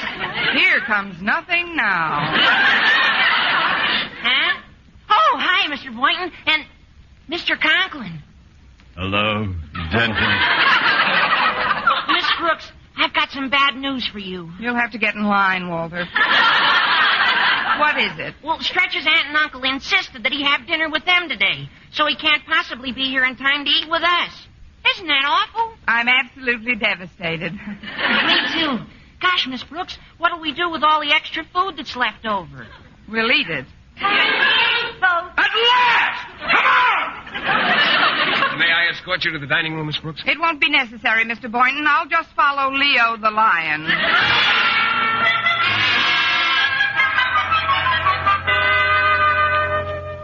I've cut the squab into small pieces and sprayed it with sweet air, Connie.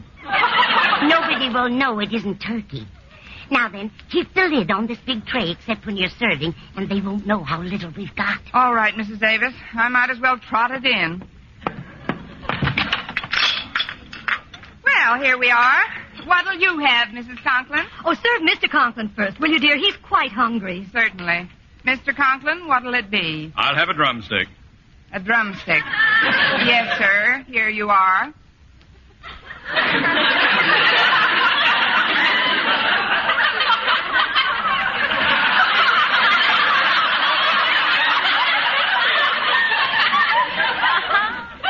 Where I The drumstick. This is it. You know what they say, the nearer the bone, the sweeter the meat. are. If this has any meat on it, it must be inside the bone. Well, this is a brand new breed of turkey, Mr. Conklin. They've been experimenting for years with this type on the theory that the shorter the legs, the larger the breast. Oh, then give me some of that. Yes, sir. Here it is. This is it? This it is. You see, when they were experimenting with the short legs, the breast didn't quite get the idea of what they were trying to do. Well, where are the wings? This bird didn't get his wings. He flunked out in basic training.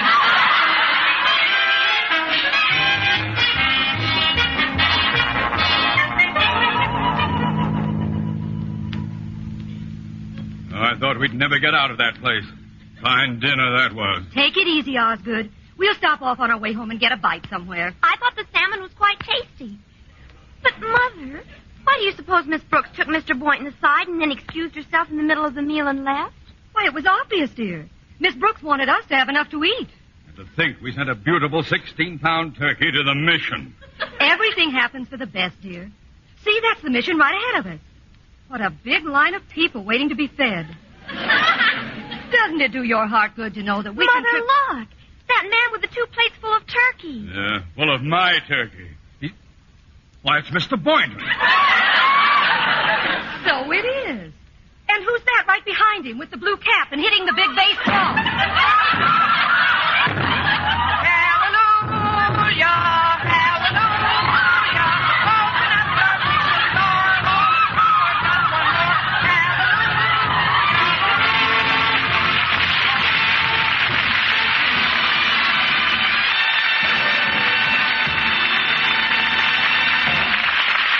Steve Arden as our Miss Brooks returns in just a moment, but first... Dream girl, beautiful luster cream girl. Tonight? Yes, tonight. Show him how much lovelier your hair can look after a Luster Cream shampoo. Luster Cream, world's finest shampoo. No other shampoo in the world gives Kay Duma's magic blend of secret ingredients plus gentle lanolin. Not a soap, not a liquid. Luster Cream Shampoo leaves hair 3 ways lovelier. Fragrantly clean, free of loose dandruff, glistening with sheen, soft, manageable. Even in hardest water, Luster Cream lathers instantly. No special rinse needed after a Luster Cream Shampoo. So gentle, Luster Cream is wonderful even for children's hair. Tonight, yes, tonight, try Luster Cream Shampoo. Dream girl, beautiful luster cream girl, you owe your crowning glory to a luster cream shampoo. And now, once again, here is our Miss Brooks. Well, after Mr. Boynton and I had helped to feed over 50 underprivileged citizens, including Mr. Boynton and me, we found out that we had enough money between us to take in a movie.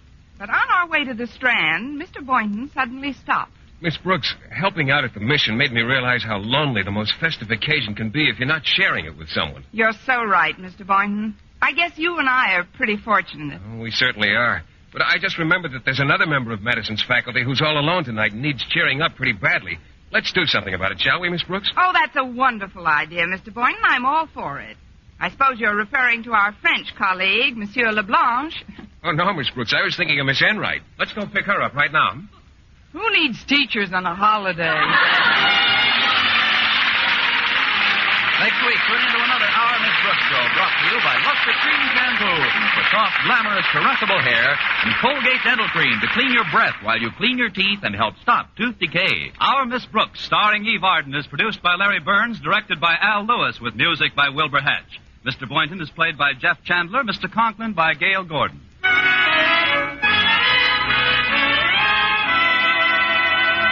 Here's good shaving news. 3 men out of every 4 can get more comfortable, actually smoother shaves with Palmolive brushless shaving cream. This is not just a claim. Here's the proof. 1,297 men tried the Palmolive brushless way to shave described on the tube.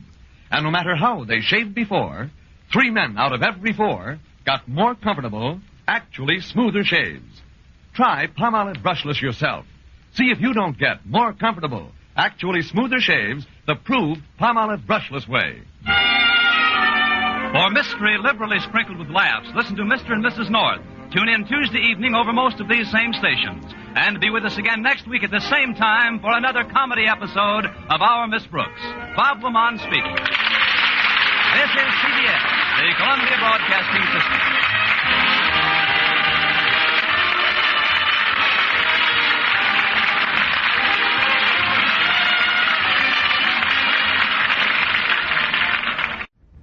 Palmolive Soap, your beauty hope, and Luster Cream Shampoo for soft, glamorous dream girl hair bring you Our Miss Brooks, starring Eve Arden.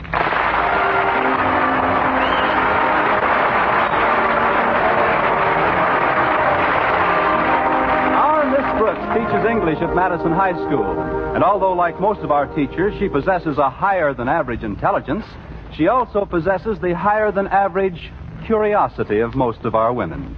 Especially when it comes to weighing machines. There's nobody more concerned about the result than a female who has just deposited her penny in the slot. Unless it's the male tub of lard who was on the scale when I got there.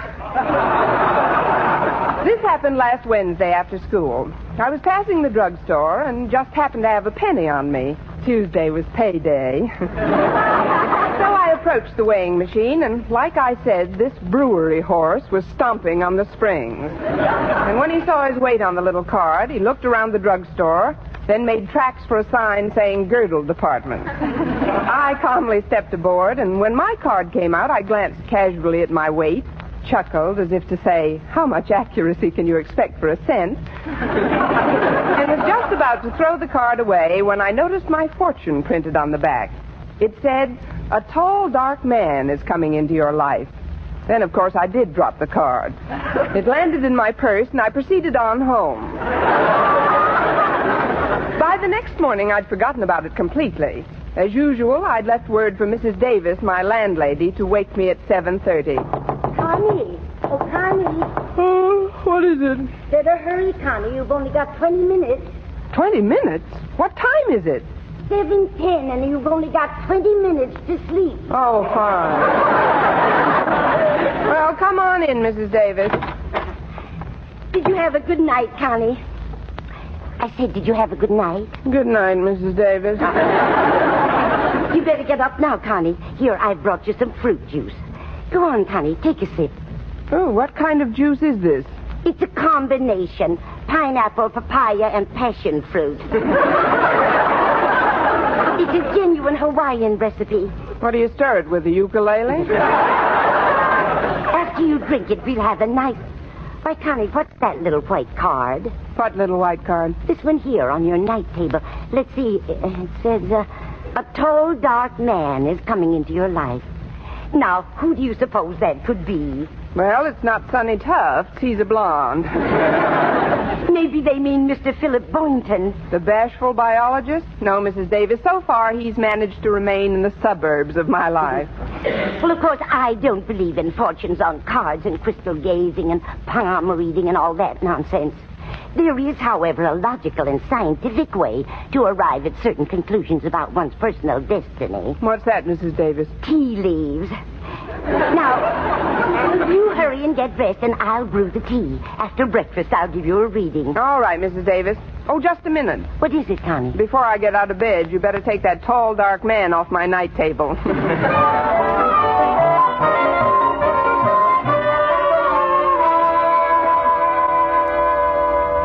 Finished with your tea, Connie? Yes, Mrs. Davis. Let's see now. Where are the leaves? Well, most of them are in my teeth. Here we are. There's plenty left for a reading. First, we revolve the cup 3 times slowly between our hands, then quickly turn it over onto the saucer. There. Well, what do you know? The weight card was right. What? There he is, right there in the cup. The tall, dark man who's coming into your life. Don't tell me you can't see him. Oh, of course. For a minute, I didn't recognize him with all those tea leaves on. This is an amazing coincidence, Connie. I'd like to get another reading, if you don't mind. Oh, not at all, Mrs. Davis. It's always nice to be sure. Well, what do you know about that? I know, he's gone. Left town without even saying goodbye. Connie, be serious. This is an amazing thing I see in this cup. What now, Mrs. Davis? I don't think I should tell you. Why not? Because you're not even married yet. Oh, but I'm a big girl now. I'll have to find out sooner or later. I never would have believed it. 3 of them. 3 tall, dark men? No, Constance. 3 little ones. 3 little dark men? Children. You're going to have 3 children. Well, don't look so shocked, Mrs. Davis. Maybe they're his by a former marriage. No, Connie, they're yours. But how can you keep your job at school if you've got to take care of... Oh, I know. I'll get Mrs. Fletcher. When my niece Bertha had the twins, Mrs. Fletcher took over completely. Oh, now, just a minute, Mrs. Davis. Don't you think Now, it's a little quiet, soon? Connie. You can't prepare too soon for this sort of thing. Now, where did I put Mrs. Fletcher's phone number? I better call... I don't want Mrs. Fletcher. I'll take care of my kids myself. Yes, that's the way you want it, Connie. After all, I'm only trying to be helpful. Oh, I'm sorry, Mrs. Davis. This tea leaf business is pretty fascinating. But I better get ready. Walter Denton's giving me a lift to school again. Oh, is your car in the repair shop, Connie? Yes, it is. What's wrong with it this time? Well, I can't be sure, but I think that Joe, the mechanic, and my car are that way about each other. Every time I try to separate them, the car blows a gasket. Oh, there's Walter now. I'll be right with you, Walter. Oh, before you go, Connie, please do me one favor. Certainly. What is it? Promise me you'll be very careful today. Careful? Oh, you mean about my fortune. Mrs. Davis, I give you my word of honor. I'll let you know in plenty of time to call Mrs. Fletcher.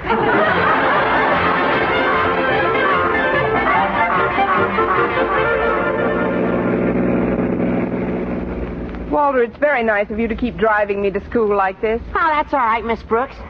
I don't like to take advantage of the fact that because your car is incapacitated and I can jump into the breach now and then, transportation-wise, that is, you can't very well refuse gracefully, but I'm telling you, you can before I even ask you. That's square enough, isn't it? Square as things since Clyde McCoy. But being an English teacher, I practically understand you, Walter. Just what kind of advice do you need this morning? Oh, it's a girl. What's a girl? Harriet Conklin. Why, Walter Denton, you've been wearing your glasses again. What about Harriet? Well, I'm afraid it's a pretty long story. That's all right. I have a pretty long ear. Well, as you know, Miss Brooks, Harriet Conklin is the daughter of Mr. Conklin. Granted. Who in turn is married to Harriet's mother, Mrs. Conklin. It all started the night before last. See, I told you it was a long story. Only the way you tell it. Go ahead, Walter. Well, the night before last, I had a date with Harriet to go to the movies. But when I got to her house to pick her up, she acted like I had bubonic plague or something. Did you? I mean, what did she do? Well, she said that she couldn't be bothered with me anymore because a tall, dark man was coming into her life. Her, too? Must be an epidemic. Where did she find out about this tall, dark man? Well, that's where her mother comes in. Maybe there's a shorter way to listen to this story. Her mother and Harriet had taken out the Ouija board that afternoon. That's when they found out about this tall guy. Well, after all, Walter, you can't compete with a non-existent rival. That's just the trouble. He's not non-existent. He's not? No, he materialized yesterday. Oh, now, Walter, please. No, it's true, Miss Brooks. Harriet told me all about him when I called yesterday evening, although I wasn't going to after the way she treated me the evening before. But when I did, she told me that this tall, dark French teacher had checked in at their house to give her father his papers before he began teaching French at school today. I know you're telling me something because I can see your lips moving. What is it, Walter? Well, don't you understand, Miss Brooks? It's called an exchange deal. This teacher came over from Paris, France. What did we send them? 2 outfielders and a shortstop? Oh, I don't know about that, but I do know that Harriet sounded like this French teacher was a combination of Maurice Chevrolet and... I know. Maurice Chevrolet and Charles Buick. I was going to say Charles Boyer. That's what I was afraid you were going to say. This teacher must be quite an interesting personality. What's his name? Let's see now. There's an article about him in the school paper. Oh, I know. It's Manette. Jacques Manette. Jacques Manette? Oh, you mean Jacques Monet. Say, that is a romantic-sounding name, all right. I'll bet he's a very nice person. Oh, it's not him I'm worried about. It's Harriet. Since he showed up, she thinks the Ouija board is infallible. The Ouija board? Oh, that's ridiculous. Harriet's much too sensible to... Why, I'm surprised at her. Next thing you know, she'll be having her tea leaves read. 3 children?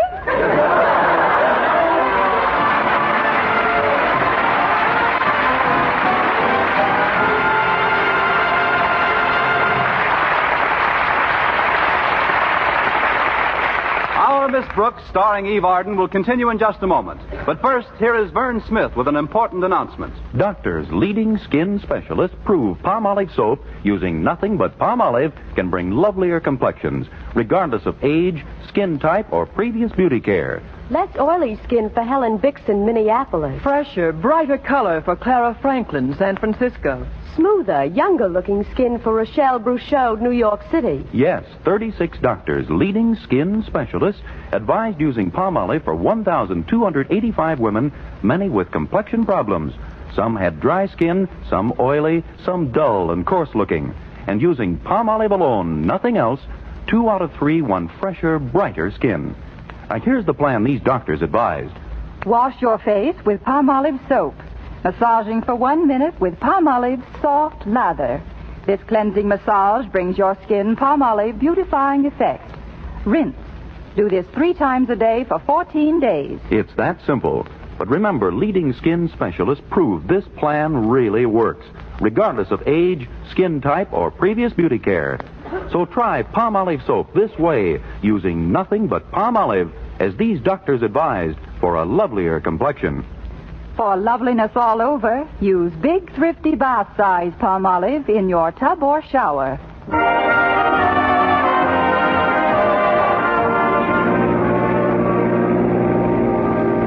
Well, here we are, Miss Brooks. Thanks, Walter, and don't worry too much about losing Harriet's affections. I'm sure the French teacher is just a passing phase in her life. Say, there's Harriet on the steps. I'll go find a place to park. See you later, Miss Brooks. All right, Walter. Hello there, Harriet. What? Oh, hello, Miss Brooks. You'll have to forgive me if I seem to be in a reverie. I've heard about your Ouija board. I don't care what anybody says, Miss Brooks.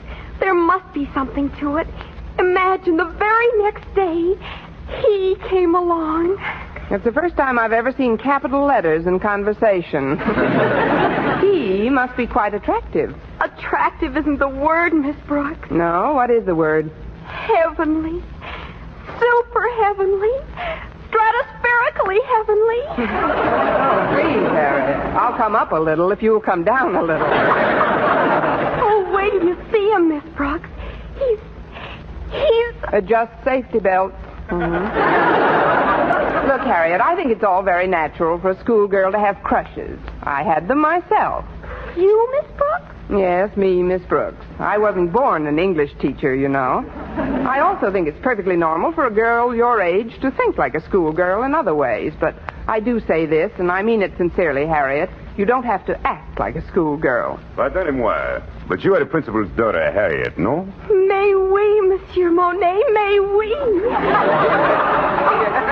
Oh, this is Miss Brooks. Miss Brooks, je suis enchanté. That is, I've heard so much about you. But it is, how do you say, understatement. You're so youthful, so lovely. Why, you're like a pupil, not a teacher.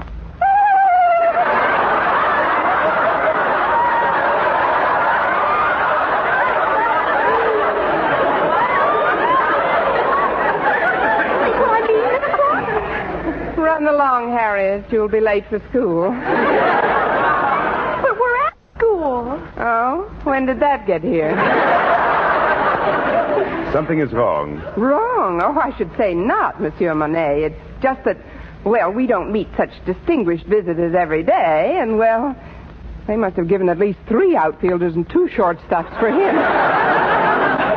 Pardon? Oh, it's just a figure of speech. Oh, and a lovely figure you have, too. Oh, this is a doll.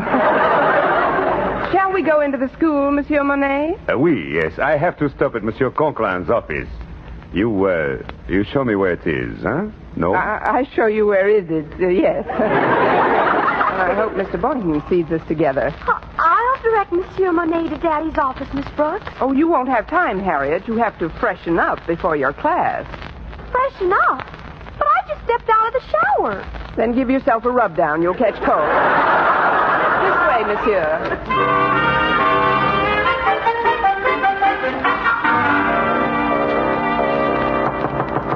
Come in. Well, it's our new French teacher. Good morning, Monsieur Monet. Bonjour, Monsieur Conklin. Excuse me, I mean good morning. Hi, Daddy. Hello, Harriet. Mr. Conklin, I just came in to volunteer my assistance if you're looking for somebody to show Mr. Monet around the school. I told Miss Brooks that I'd be glad to take Mr. Monet, Daddy. Of course, I'd need your permission to cut one of my classes. Maybe English. I'm pretty well advanced in that. Me too. Maybe we both could cut it. Please, I would not want either of you to, how do you say, put out yourselves. Oh, it would be silly to put out ourselves now. After all, we just started to blaze.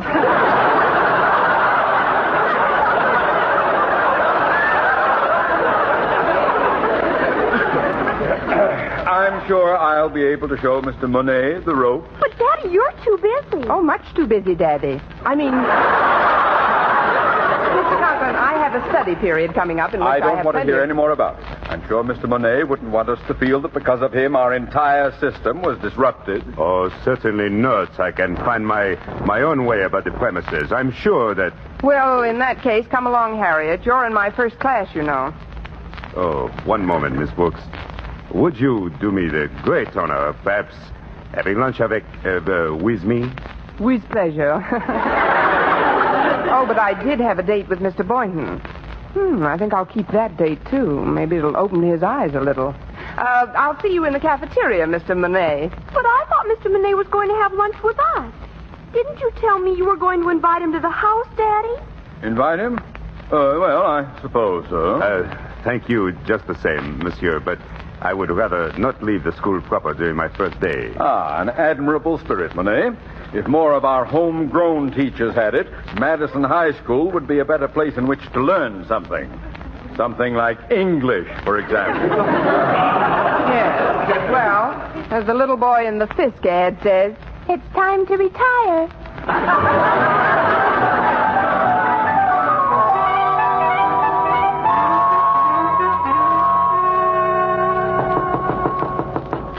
Come in. hello, Mr. Boynton. Oh, it's you, Miss Brooks. How are you today? Fine, thanks. I'm glad I caught you before your class got in. I wanted to ask you about lunch. Oh, I'll be happy to join you. Thanks very much. Oh. Well, I had other plans, but how can I resist an invitation like that? By the way, Mr. Boynton, do you speak any foreign language? Just American. Why, Mr. Boynton, you're getting quite a sense of humor. Must catch it from your frogs. Really, though, do you speak French, for instance? No, I don't. Then you wouldn't know what a French person would be saying to me if he said it in French, would you? No, I wouldn't. Good. This may be a very interesting lunch for all of us. All of us? Yes, you see, there's a new teacher in school. Oh, you mean Jacques Monet? You've met him? Oh, yes. I had to deliver some papers to Mr. Conklin's home yesterday, and he was there. Oh, he's a prince of a chap. We had quite a time together. Be nice to see him again at lunch. Oh, it will. Oh, yes. As a matter of fact, you'll have to apologize to him for me. I'm afraid I'll be a little late. Oh, you will? That's too bad, Mr. Boynton. Why will you be late? Well, it's McDougal here. You know, my bullfrog. He's got me worried, Miss Brooks. It's his throat. He can't seem to croak above a whisper. Oh, that's too bad. Poor McDougal. Hi, Max. He must have gargled. It did sound pretty good, but no, I'll still have to stay close to him to see how the medication I'm giving him catches on. I'll get to lunch as soon as I can, though.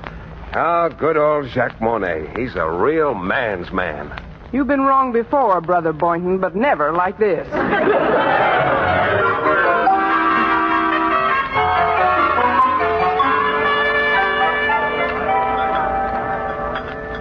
Here's a nice table, Mr. Monet. Let's sit down. Oui. Yes, Miss Brooks. This is certainly a big restaurant.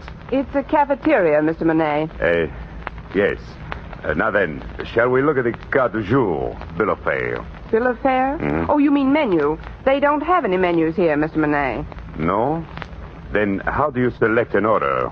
Well, here you don't exactly select an order. You just sort of point and holler. I'll show you in a minute. But first, I'd like to ask a little favor, Mr. Monet.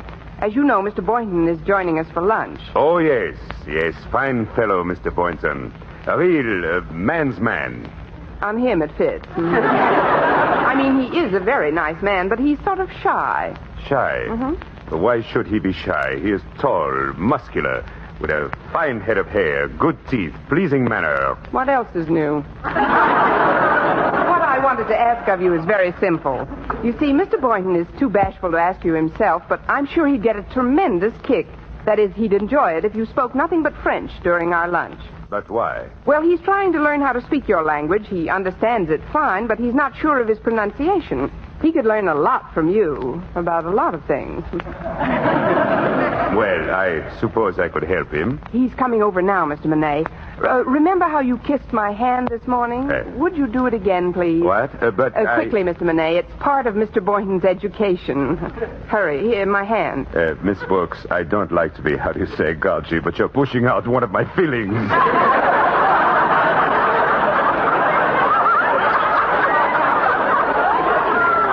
There you are. What's the trouble, Mr. Monet? Got something caught in your teeth? Just an old cuticle of mine. Sit down, Mr. Boynton. Comment ça va aujourd'hui, monsieur? Yeah. How do you like our cafeteria? C'est bon. Mr. Monet says it's lovely, but not half as lovely as I am. Why, Mr. Monet, how flattering. Let's see now. What'll we eat today? Well, how about the roast beef? That's what I'm going to have. Me, too. How about you, Mr. Monet? Tell him in French. Je désire un petit marmite, eau vichysoise, une salade et une tranche de roast beef, des haricots verts, des crêpes Suzette et une demi-tasse. Oh, Mr. Monet, you and your compliments. Oh,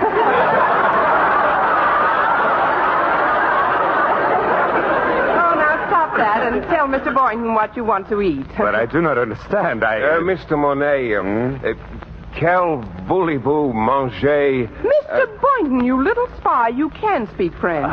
Oh, no, I can't, Miss Brooks. Not really. Those are just a few words I picked up when I was in the Army. The Army? You were stationed in New Orleans, and you know it. But near the French Quarter. Well, let us not delay any longer. I don't suppose they have what I really want for lunch, but maybe, eh? Do they ever have frog's legs? What? Oh, don't say it, Mr. Monet. Well, why not? Frog's legs are delicious to eat. Let's all have them, eh? Me? Eat frog's legs? Why, I'd feel like a cannibal. If you'll excuse me, I'm afraid I've lost my appetite. I'll see you later, Miss Brooks. Why would he feel like a cannibal if he ate frog's legs? He is not a frog. Only in some ways is he not a frog, Mr. Monet. But don't worry about Mr. Boynton now. Oh, yes, you're right. You're right, Miss Brooks. You know, in a way, I'm glad we're alone. There is something I would like to ask you. You see, I have been searching for just the right one ever since I come to America. And now, well, I feel that my search is at an end. You are the one I've been searching for. Oh, Mr. Monet. But Mr. Boynton's gone now. You don't have to talk like that to me. Oh, I don't think of Mr. Boynton. I think of you, Miss Brooks. Ma chère, Miss Brooks. I have something personal to talk to you about. But right now I'm late for an appointment with Mr. Conklin. Can you meet me someplace, right after school? How about the Casbah? I mean the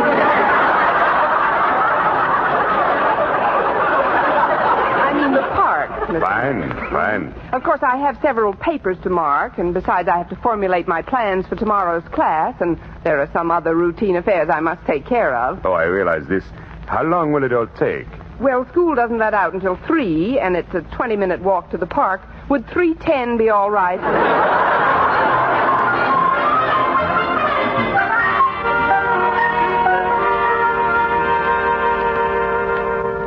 I will come right to the point, Miss Brooks. I have met you here in the park to make you what you call a proposal. Proposal? But, Mr. Monet, you hardly know me. Oh, I know you well enough for this, Miss Brooks.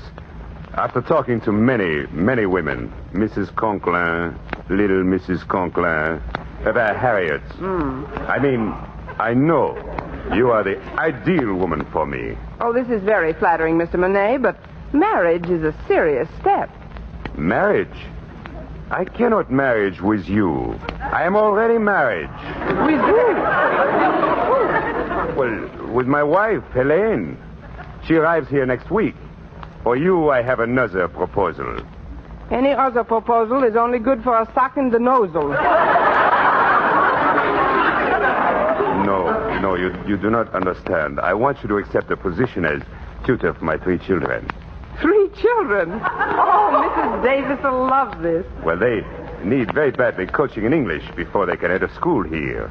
And, well, what do you say, Miss Brooks? Will you help us out? Mr. Monet, may I ask you one question? Of course. What is it? Among your children, is there a tall, dark one in the crowd?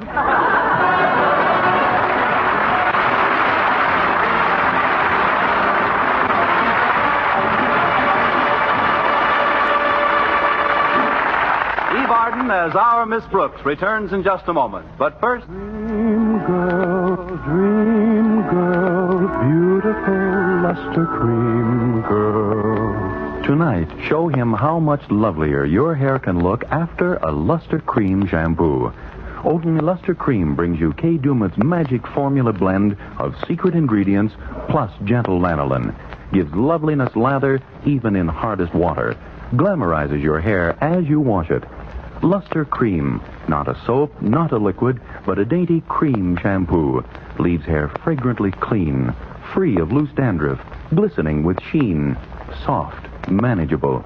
Gives new beauty to all hairdos or permanents. 4-ounce jar, $1. Smaller sizes, either tubes or jars. Tonight, try Luster Cream Shampoo and be a Dream girl, beautiful luster cream girl. You owe your crowning glory to a luster cream shampoo. And now, once again, here is our Miss Brooks. Well, I promised Mr. Monet I'd help him out with his children, but I must admit I was a little let down when I found out he wasn't a bachelor. And I said as much to Mrs. Davis. Yes, Connie, it's a shame that such a darling man is already married. But he served his purpose as far as upsetting Mr. Boynton goes. What do you mean, Connie? Well, the day after we had lunch together, Mr. Boynton was so concerned about the situation, guess what he did? What? He put a brand new lock on his frog's cage.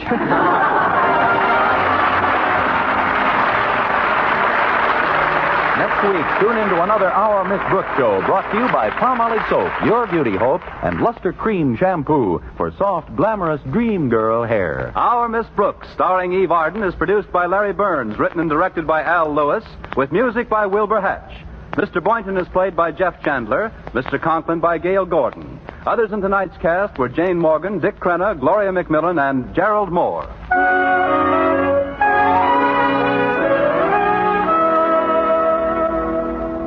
Dentists know what cleans teeth best. And over 4,000 dentists say Colgate tooth powder with a 2-minute routine gets teeth sparkling and super clean. So to remove dull film and get your teeth shining clean, just brush teeth 2 minutes morning and night with Colgate tooth powder. Brush inside, outside, and biting surfaces. Always brush away from the gums. See how this gets teeth naturally bright. It removes dull film that improper brushing misses. And Colgate tooth powder also sweetens your breath. Try it. Buy Colgate tooth powder today. For mystery liberally sprinkled with laughs, listen to Mr. and Mrs. North, the exciting, fun-packed adventures of an amateur detective and his beautiful wife. Tune in Tuesday evenings over most of these same stations. And be with us again next week at the same time for another comedy episode of Our Miss Brooks.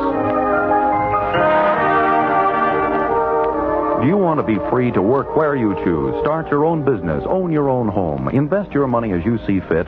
Then the American way of life is best for you. We have the highest standard of living. Since 1910, we have practically doubled our annual income, yet our working time has been cut by about 18 hours a week. Let's start to realize how fortunate we are. Let's work a little harder on our jobs and at being better citizens. Let's remember that the better we produce, the better we live. Stay tuned now for Lum and Abner. Bob Lamont speaking. This is CBS, the Columbia Broadcasting System.